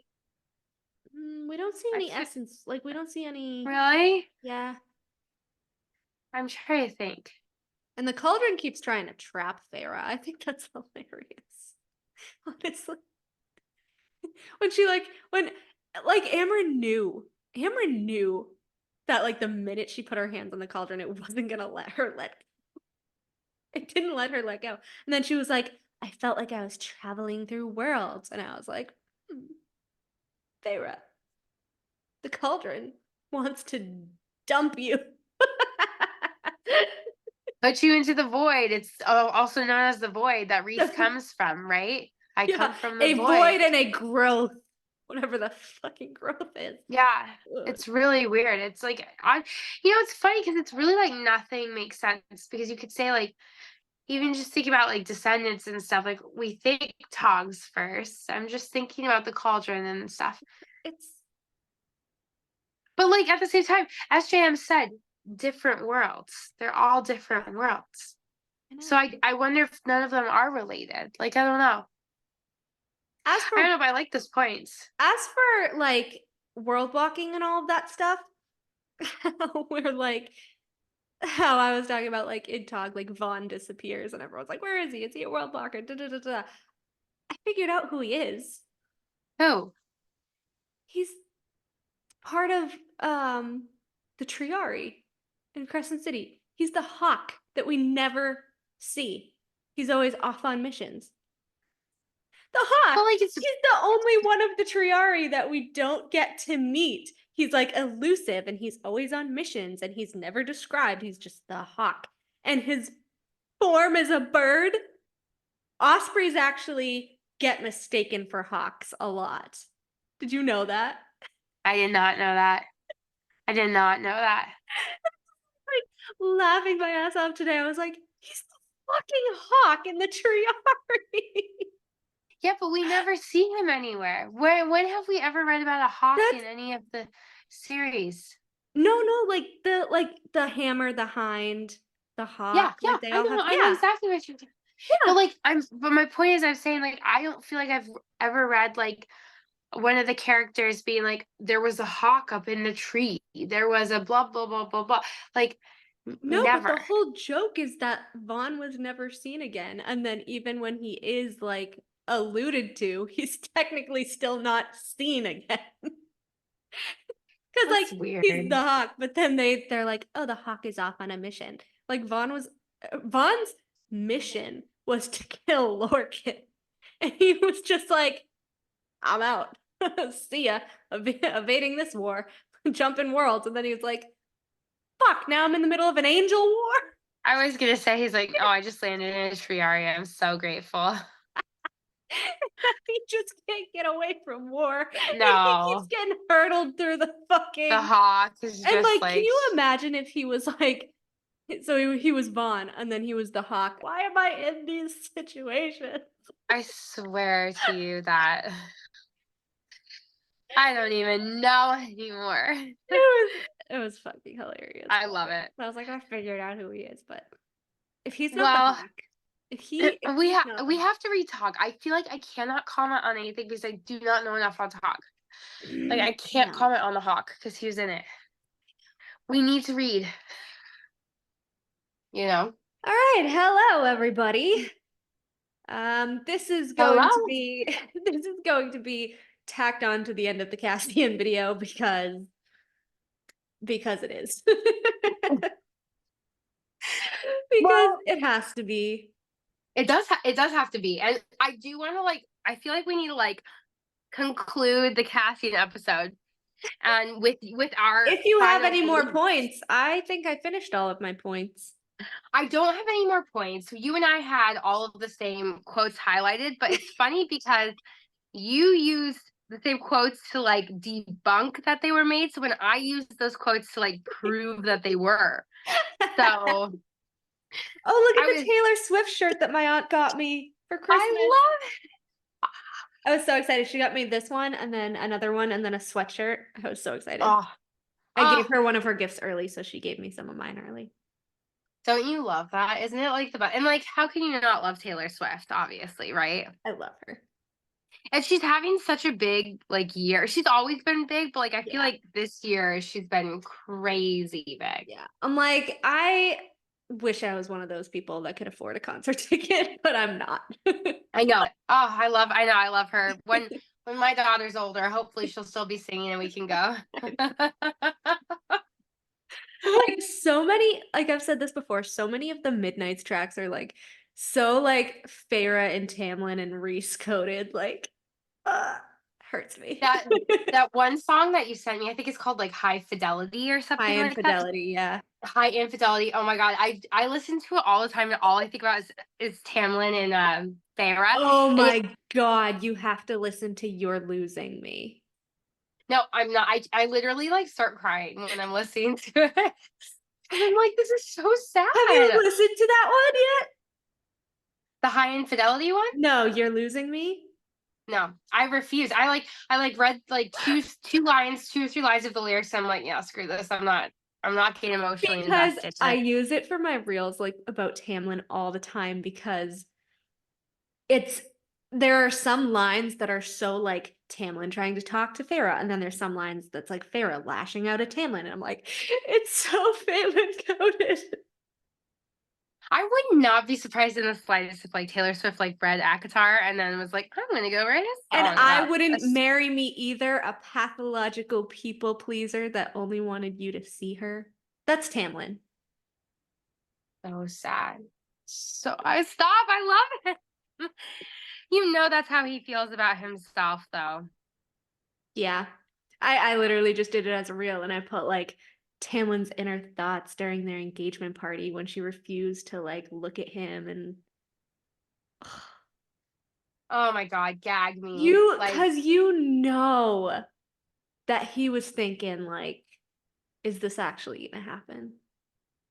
And then he was probably shocked to even see her walking down the aisle that day. Well, absolutely. And you know what also people, have you seen the fandoms he forced her into marriage, blah blah blah. When she came back to the Supreme Court that second time, he never brought it up ever again. Did you notice that? Yeah, no. He's I will change, and he was until she fucked him over. Yeah, she was invited in all the meetings, and he did not give her a new ring, and he never talked about getting married ever again. He changed completely. Yeah, and even the first time when she mentions when they got engaged, she was like, I was so overjoyed I cried. Well, and you want to know what really pissed me off too? There's a line in ACOTAR specifically, and I can find it if I need to, but it's he proposes to Feyre. They were like on a hill, I think, or something.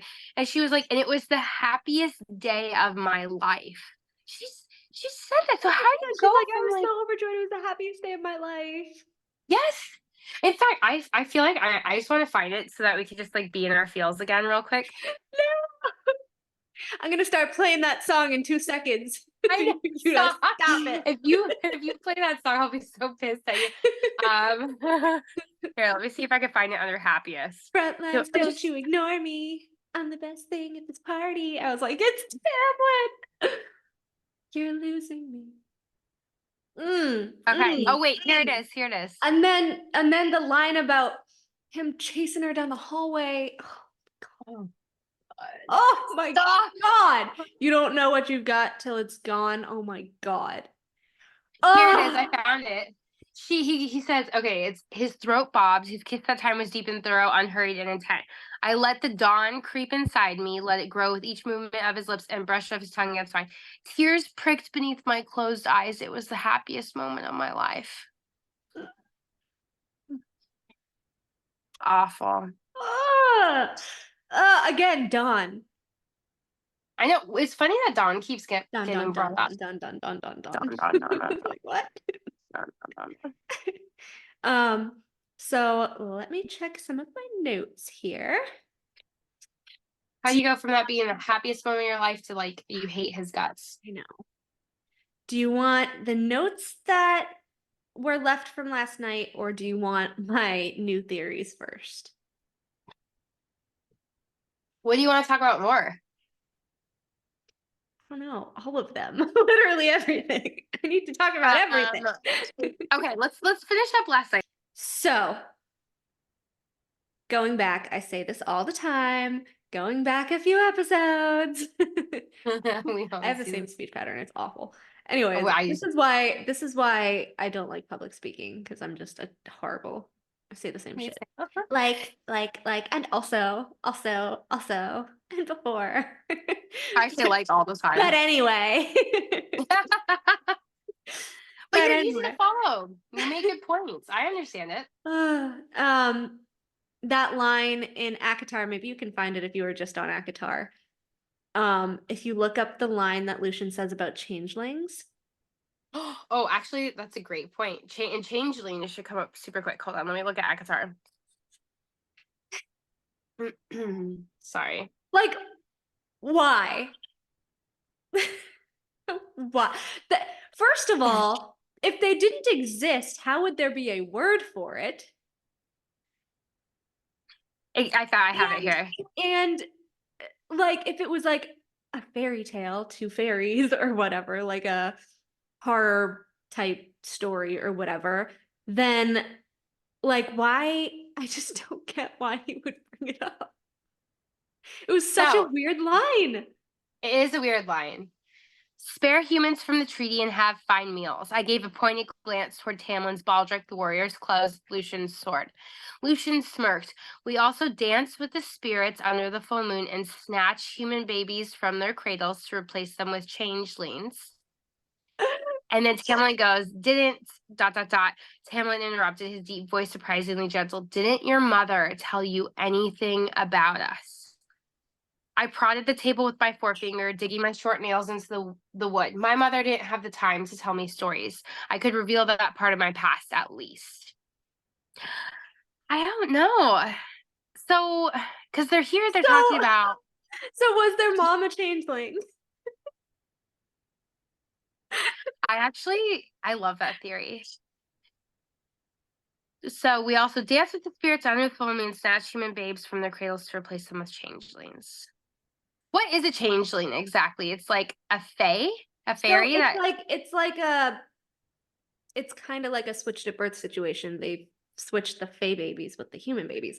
And actually that would kind of make sense if beforehand, like, they were all into human slaves, right? They're taking the humans. But why would they give away their precious fae babies? That's the only thing. Right? I never understood that whole like concept of like why unless it was the courts that were trying to protect their children from Hybern and stuff. I mean, possibly. That's not a bad thought. Right from that thought to, oh, your mother? What?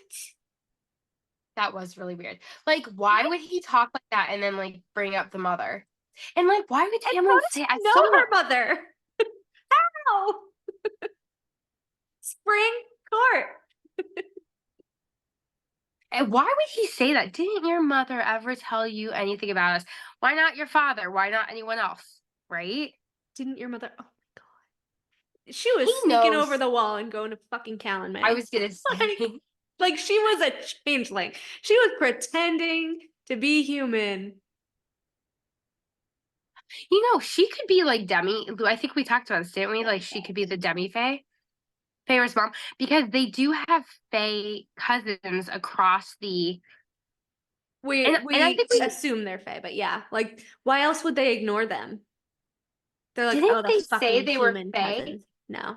Let me see. No, oh, it doesn't say My it. mother's, we sent, Nesta said I sent a letter to our cousin Erston on the continent, and it was Okay. answered.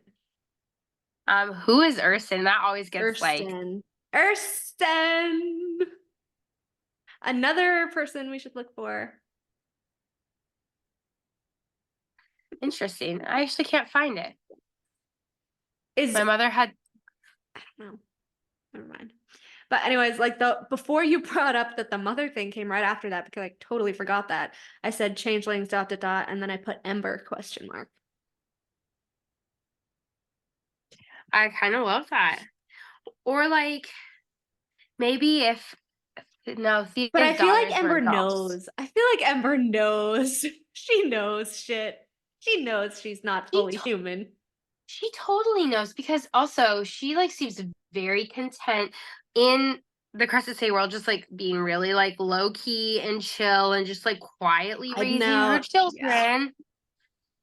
Right? I swear, the way I want my Ember one shot to come true, like you have no idea. You know, it's so funny. Every time I think of Ember now, I think of your scene with the She takes out the crown. She's like princess of the day court. Well, remember it was the closet, and you're like, she moves the clothes to the side, and there's like a big sun on the back of her closet or something like that. There's and a it was big like box covered in velvet. And day court like attire. Cloaks it. I think about it all the time. I'm like, if this doesn't come true, I'll be furious. And I get so stuck in my head, and I get so mad when it doesn't happen. It's so funny because I literally could see that closet scene playing out like it's a movie. A movie, like her being in there doing like, that. okay, I was like, I gotta go get my daughter. Because she's so overprotective. She's so overprotective. Ember's gonna find a way to get through that fucking gate. Fuck shit up. I know she is. Fuck shit. She's gonna Hellion their shit. I know. And I am here. Leave the wards on the palace. We're gonna see all the moms coming out. Ember and Lauren. Einar, and I'm telling you, I know you don't believe me, but I'm convinced Einar's gonna be there. He's gonna stick up for his kids. Yes. No way. 100%. No way. Absolutely. Only for Bryce. He's gonna ignore Rune and Chains dripping blood everywhere. He's gonna be like, go toward the gate. So sad. So sad. But Ember has to be from the day court. Come on. Well, she sounds just so... Yeah, I mean, she sounds like day court. So day court coded. Well, and the whole like Jelly Jubilee thing, the Pegasus, like you can't tell me Ember didn't have an affinity for Pegasus too, like Pegasi or whatever. Who put that in little Bryce's head? Stories of Pegasi. Like they're like sitting there reading stories and she's talking about Pegasus, like hello, obviously. Hello. Okay, the onyx hair. And the brown skin and the freckles and the like. She is a female Hellion, and I've said this so many times. She's a female Hellion. Just like Lucian is Bryce and Lady Autumn. Einar is Lady Autumn. Ember is fucking Hellion. Yeah. Yeah.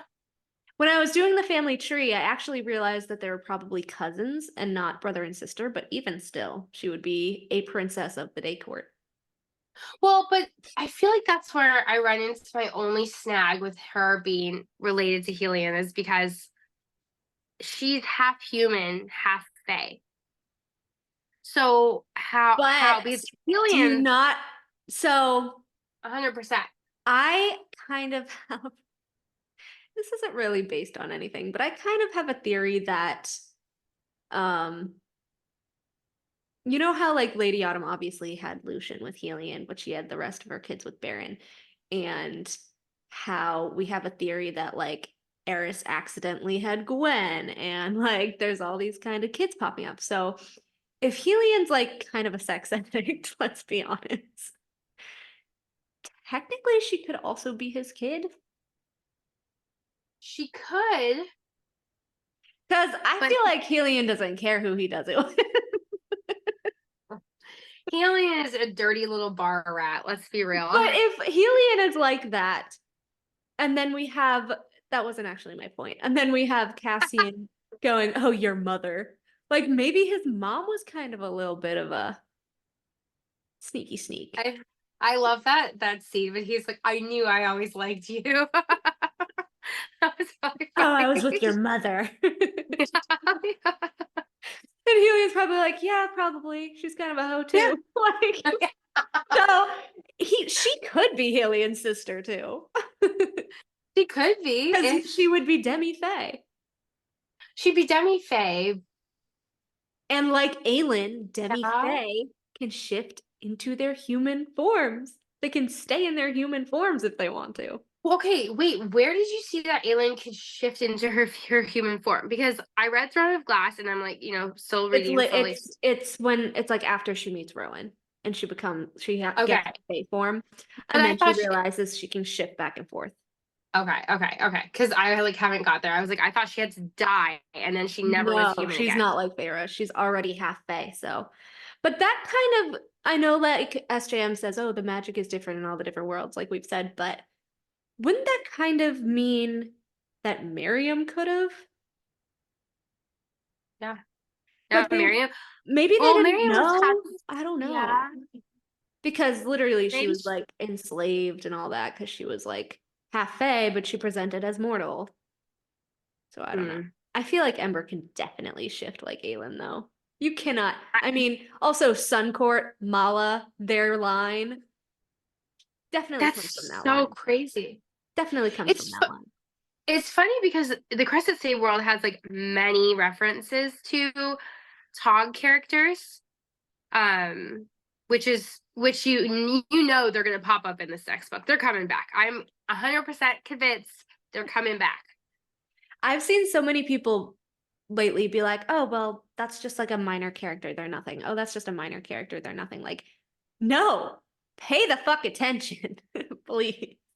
None of the characters are nothing. No, when I had the thing about Nox, I got a couple things like, oh, well, he was just a throwaway character. Like, oh, he was just there to further Selena's story. But no, because Selena ended up saving him. He didn't end up saving her. But also he was brought up in later books apparently, and like in Kingdom of Ash. And why mentioned go to Lysandra? in Crown of Midnight. He was mentioned? He gets around, yeah. I told you he was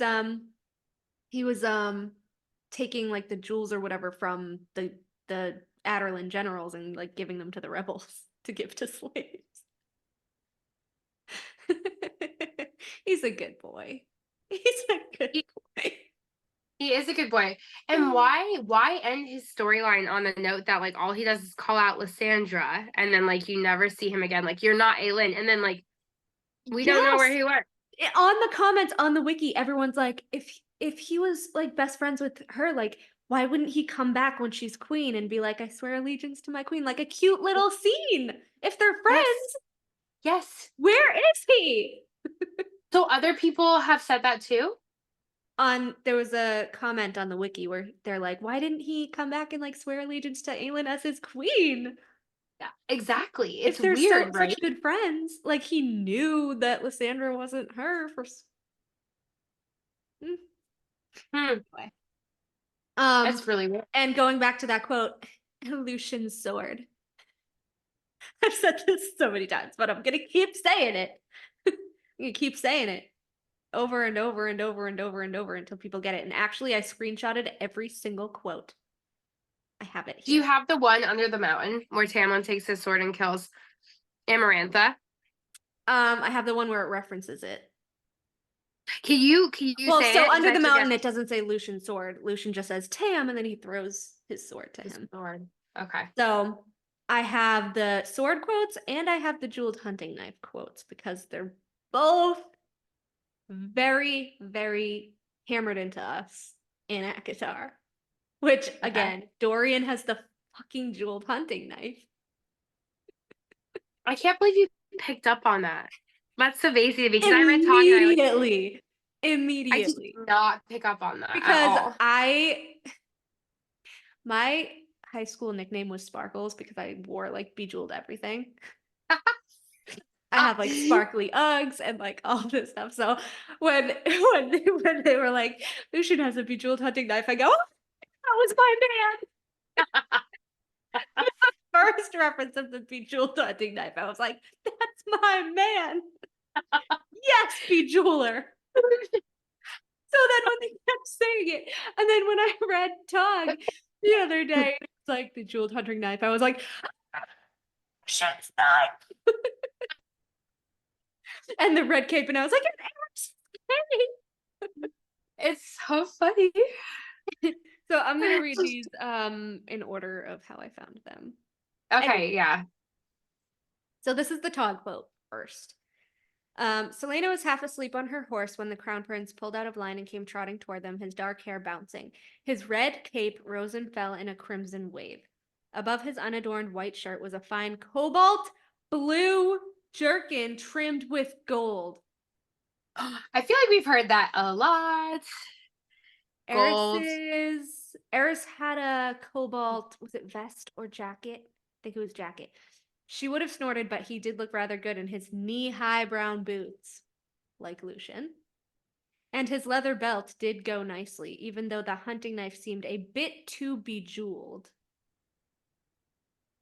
The hunting knife. Now, in ACOTAR. Actually, I don't think these are in order, but That's I okay. just screenshotted them, whatever. We have Lucian reached for something at his side and tossed it to me. I had to fight to stay in the saddle as I fumbled for it, a jeweled hunting knife. I heard you scream, and I hesitated. Not long, but I hesitated before I came running. Even though Tam got there in time, I still broke my word in those seconds I waited. It's yours. Don't bury it in my back, please. That was I love the Naga attack. He was like, yeah. my prized knife. He's such a good boy. I fucking love him. But also, I love his like. He's a little sassy. Don't bury it in my back, please. Like Yeah. I think Feyre gives it back to him. Doesn't she give it back to him? Oh, I thought she kept it. No, she Yeah. uses it. What is She uses it. She uses it, and then I think she gives it back to him. Does she give it back? I'm pretty sure. I actually don't remember what happened to that knife. She also says, I examined the blade in my hands. I'd never held one so finely crafted, so perfectly balanced. Royalty. Royalty. Yeah. Dorian. Okay, here it is. Fleeing for the sanctuary of the woods for some fresh air and to study the light and colors, I brought my bow and arrows along with the jeweled hunting knife that Lucian had given me. Better to be armed than caught empty-handed. That's right before she catches Tamlin in the snare, and they have the cute little, and he's like, cruel human. Oh, I love that scene. I love that interaction so much. Even upside down, he smiled lazily at me. I stroked a finger through the silken golden hair dangling above my face, admiring the many colors within it, the hues of yellow and brown and wheat. So sad that turned out so badly. I know. Also, did you realize, because I'm looking at my book set here, that ACOTAR literally is the shortest book in the entire series besides ACOTAR. Yeah, it is. It's like the best one. It's the best. It was the best one. And she made it the shortest. That pisses me off. Sorry. Go ahead. Also, I don't know why I looked above my highlight, but it says, while Lucian ranted to Tamlin about some malfunction of the magical carved eye that indeed allowed him to see, I slipped my knife down the sleeve of my tunic. He has malfunctions in his eye. Lucian? Ranted about some malfunction of his magical eye. He's so sweet. I love him so much. Carved the fucking word marks. I'm telling you, there's something in it. Anyways, How crazy Lucian's red hair shone in the firelight, the colors flickering with every movement he made, and the jewels in the hilt of his sword glinted, the ornate blade so unlike the baldric of knives still strapped across Tamlin's chest. But there was no one here to use a sword against, and while the sword was embedded with jewels and filigree, it was large enough to be more than decoration. Which sword is it? Which sword? Exactly. It does not describe the color of the blade. Why? Well, none of the swords of the book so far talk about being bejeweled, right? Like Gwydion's, I don't think any of them are bejeweled. I think, right? Isn't Demarest jeweled? I thought it had a jewel, maybe a jewel. Let me look it up. It's not Demarest. Demarest is described by Kale to look ancient. Its hilt is a silvery gold, and its pommel is in the shape of an eye. Its scabbard is decorated with word marks. It is about 1,000 years old. Demarest is 1,000 years old. No jewel. That's a pretty young sword. Only an empty ring of gold.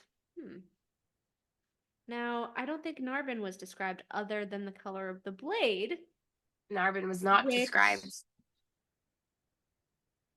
I'm so convinced he has Narbin still. Narbin's powers are said to not be like the Savior's light of Gwydion, but a darker of death.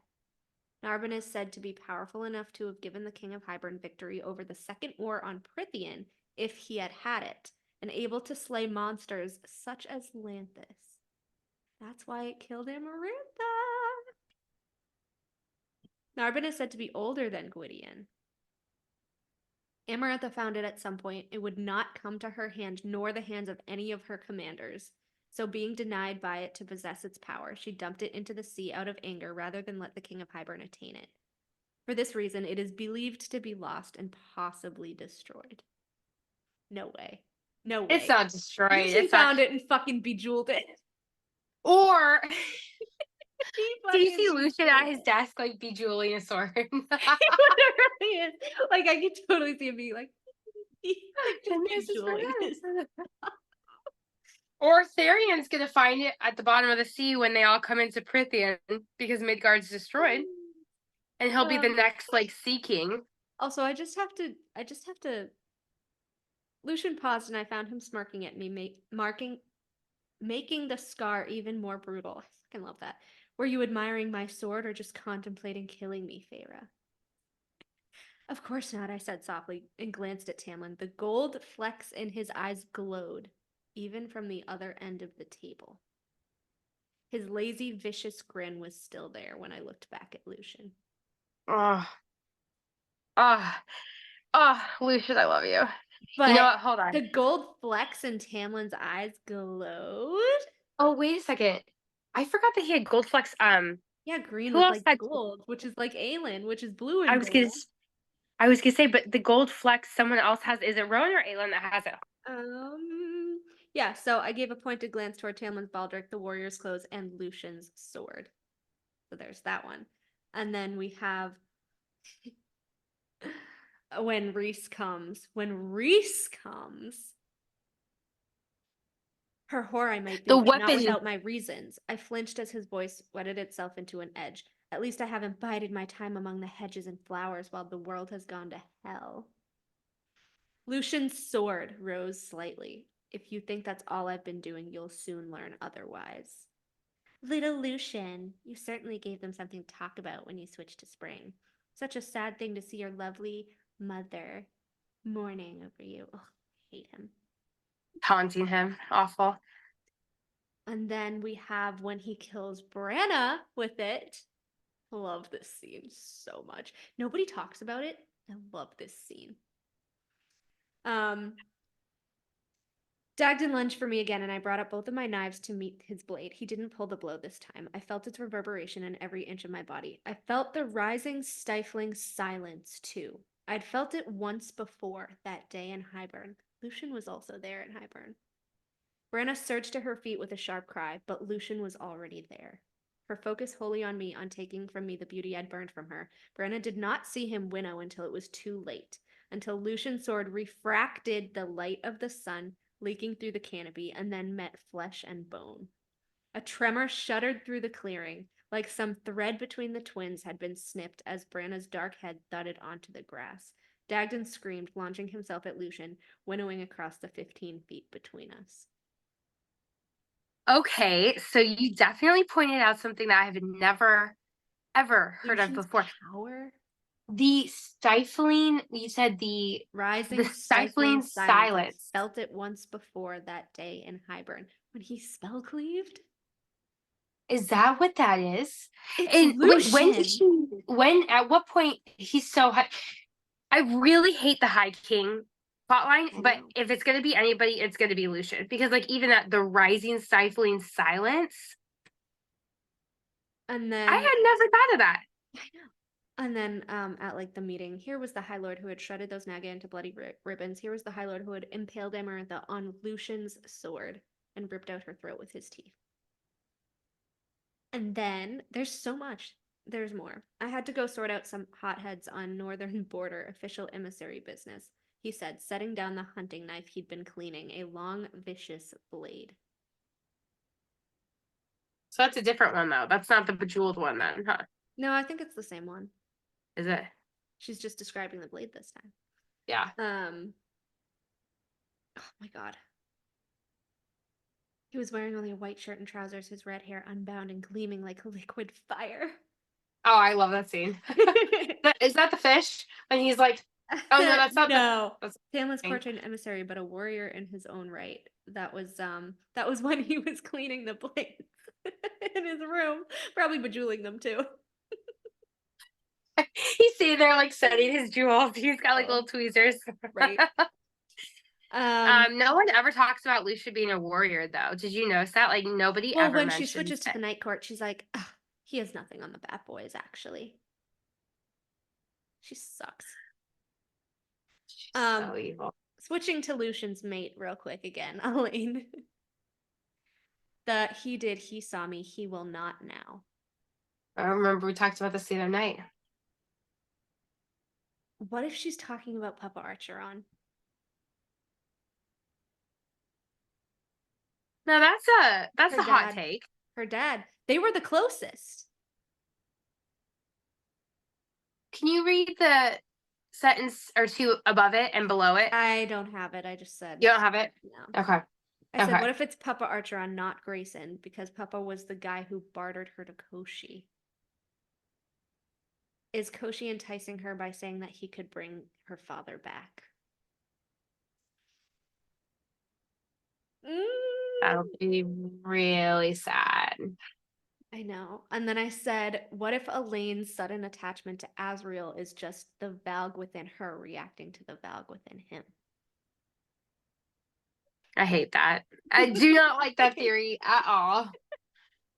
But it's funny because, like, I don't see Valg in her. Like, everyone's like, oh, she's evil and stuff. No, she, stepped out of the shadow, and then the dreamlike states, and She did. It's weird.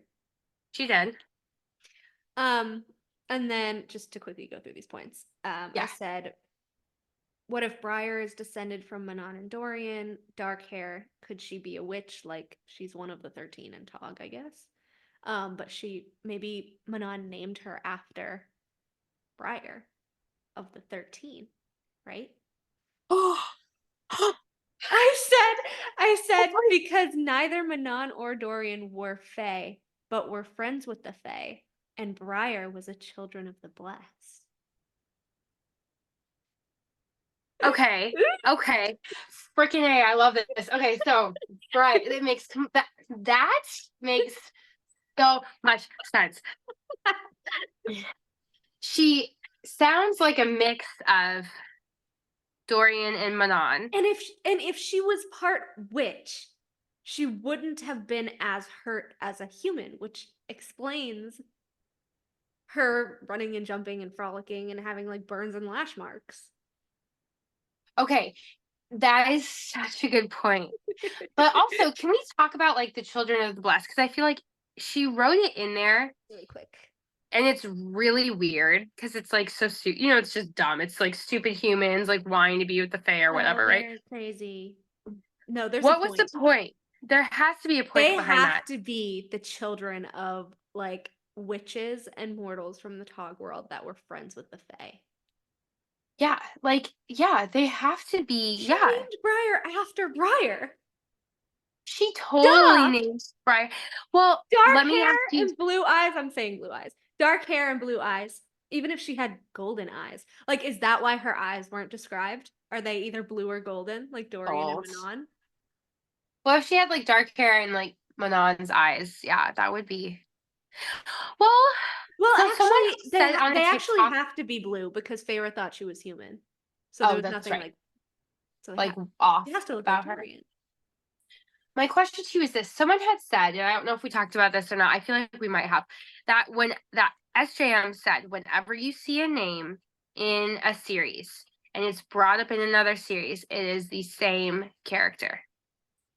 Do you But it's not remember because that? the two Crusadas are totally different. Who is the second Crusada? One of the 13.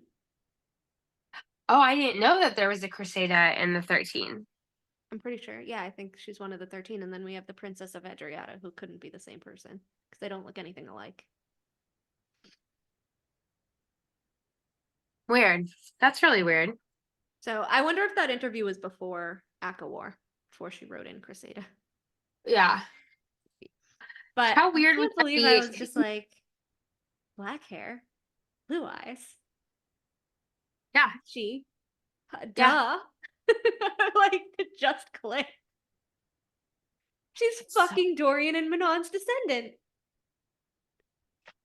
I just want to know, like, how would the descendants though end up in a different world? You know what I mean? I don't know, but they are. That's the secret. That's the $1 million question. And then another point, I I said do. maybe Vassa will die and Jurian will take over as king. That would cut down another female technically, but I don't know. And then I have nobody points out that Rhys can siphon people. What do you mean? He siphoned Feyre for the cauldron. What do you mean he siphoned? Like, what is that? Like, He drew her power into himself and floated into the cauldron. That's why he needed her, remember?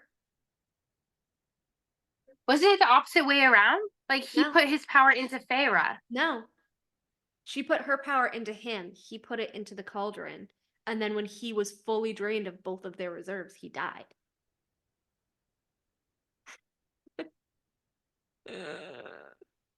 No, I swear it was the opposite way No. around. I swear. Yes, because he was behind her. He had his hands on Feyre.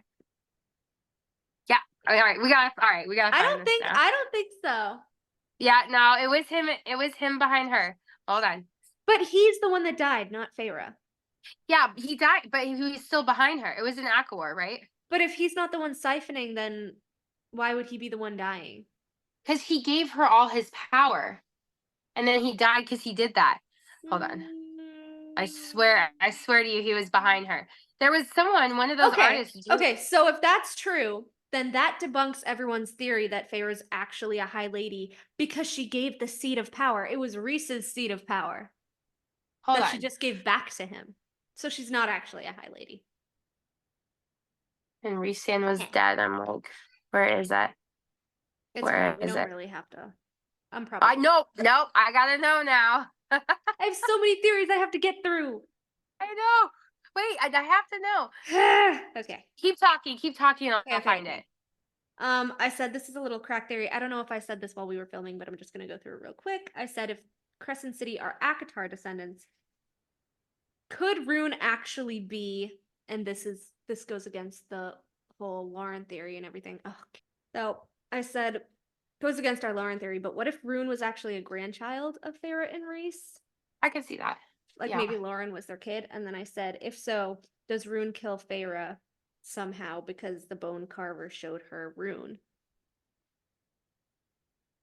If the bone carver showed her Rune. That was just a little note that I had. Interesting. Yeah. I don't know. I said if the bone carver was Rune, maybe he somehow gets his grandmother Feyre killed, or he time travels to a younger Feyre. I don't know. Realizes who they are, goes to save Rune, and the Asteri kill her. Ultimately ending past and present Feyre. But actually now I'm kind of worried that if Lauren goes to try to save Rune, what if the Asteri kill her? Possibly. They probably might. If she dies with Einar, I'm gonna be so mad. Because he hates her. I bet you what's gonna happen. I'll find that quote and we'll figure it out. I finally, we've been so wrong this whole time. About what? Finally, we have all the names of the 7 princes. We've talked about this, remember? No. Actual names. No, actual names. Okay, who are they? The 3 Valg princes in Tog are princes of hell. They're not under princes of hell. They are princes of hell. What are they?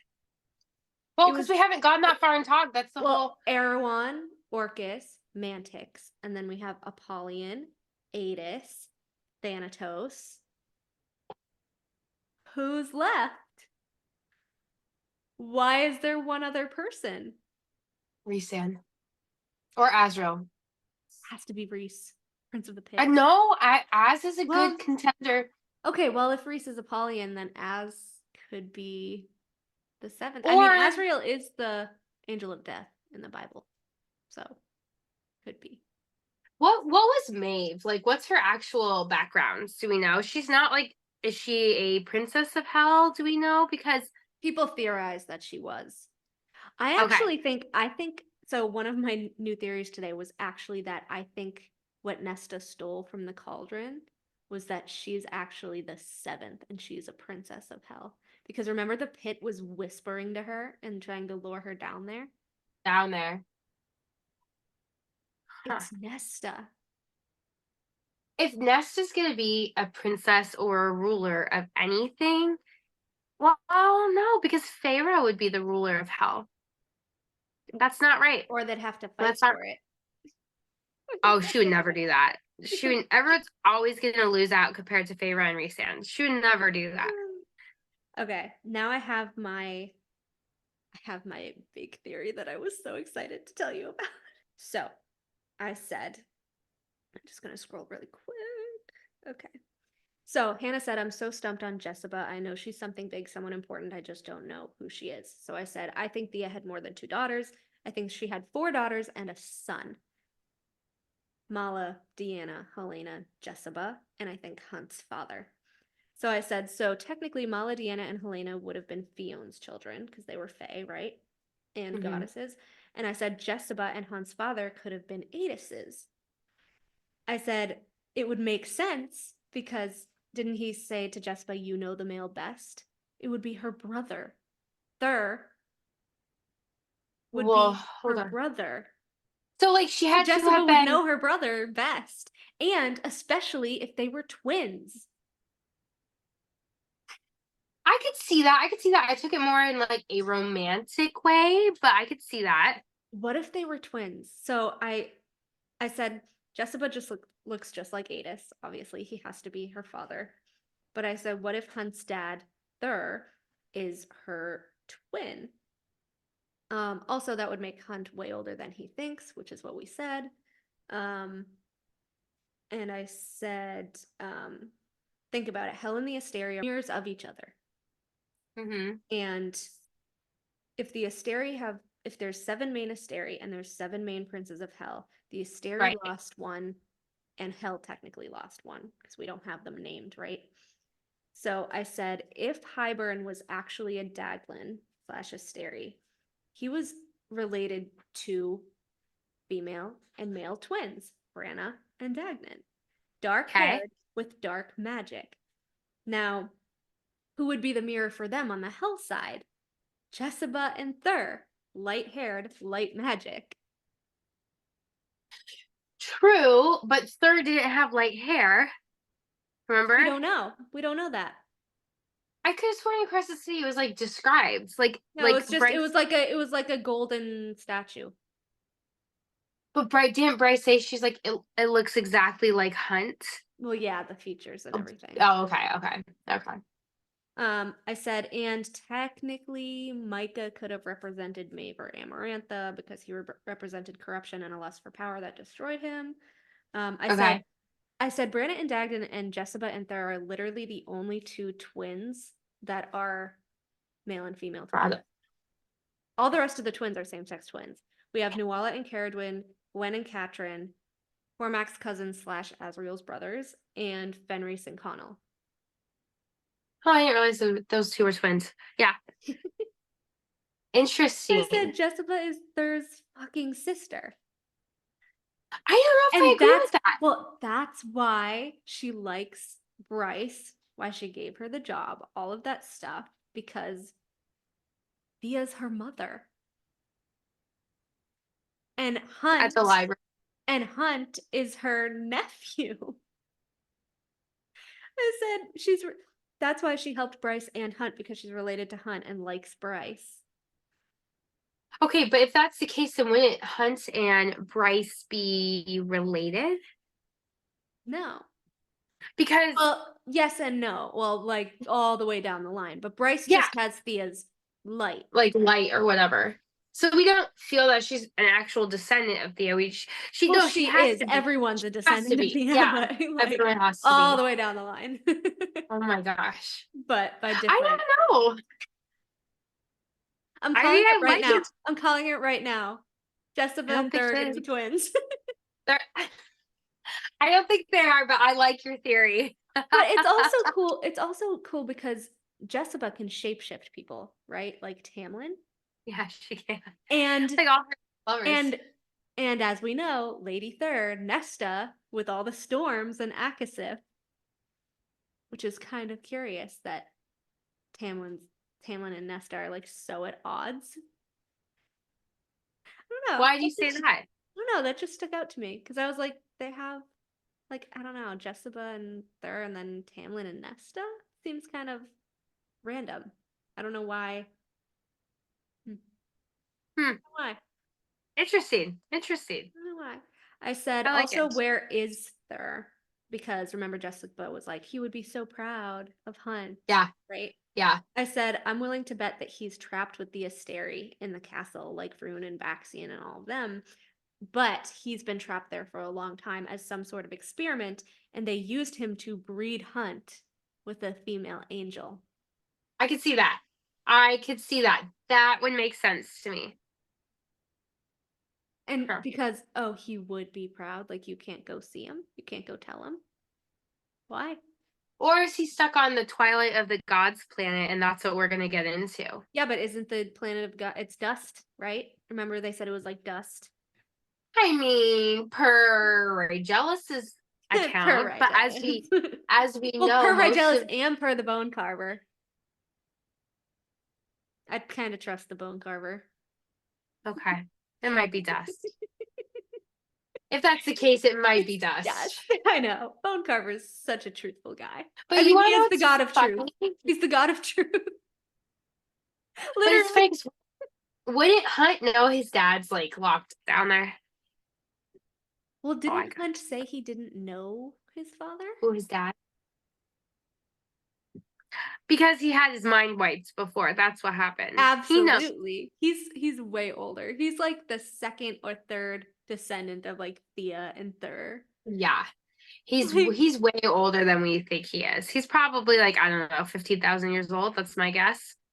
Well, Jessica is 15,000 years old, or at least that's what people's are guessing because she knew about Yeah. Parthos and she like saved all the books in Parthos and all of that. She has to And be. She has to be. apparently, not by name, but apparently Maeve, was it Maeve or Erewhon? I think it was Maeve, had like took this giant library from one of the Valg princes. Or it was Orcus's. It was Orcus's library. I'm like, is that Parthos? Or is that Rhysand's library? That's what Hannah said. I was just gonna say. She was like, is that Rhys's library? Yeah. I was like, no, because if it was huge and it carried like all those, like it has to be Parthos. Where Jessica took all, like saved all the books. Because that was the huge war, right? They were destroying everything of like the Fae, right? I don't know. I haven't read it yet. I gotta read more. You're like way ahead of me. No, I you're don't way know. ahead of me. I just look at spoilers. I got kicked out of my spoiler group. They're so mean to me. They didn't kick me out. They just said, don't come back until you've read more. I know, they're like, we should kick you out. I was like, don't you dare. I saw that. They were like, we're going to take you out and like add you when you're caught up. I was sitting there laughing like these freaking Tog people are They're the epitome of like gatekeep, girl boss, gaslight. Yeah. No, that doesn't happen in Tog. What are you talking about? I have no idea You'll what figure you're it saying. out later. Like, I know. I told you I was talking about the Bog of Orin, and they were like, "Get out of the group chat, Olivia. You're not allowed in here." Get out.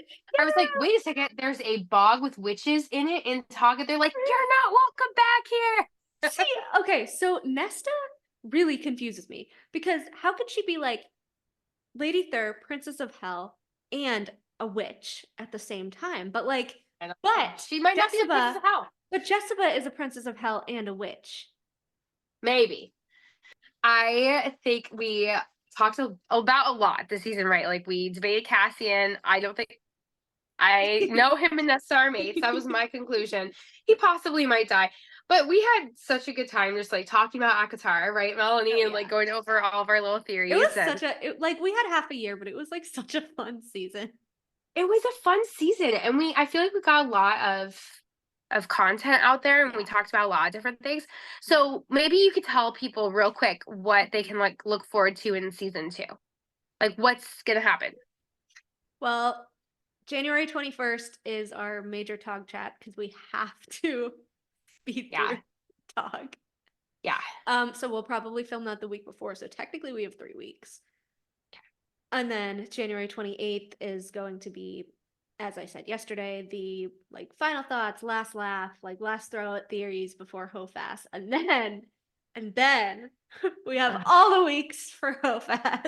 As many weeks as we want to implode about Hofast. And then at some point next season, as I think we discussed, we're going to be doing the Tamlin Debunked series. Yes. With each book.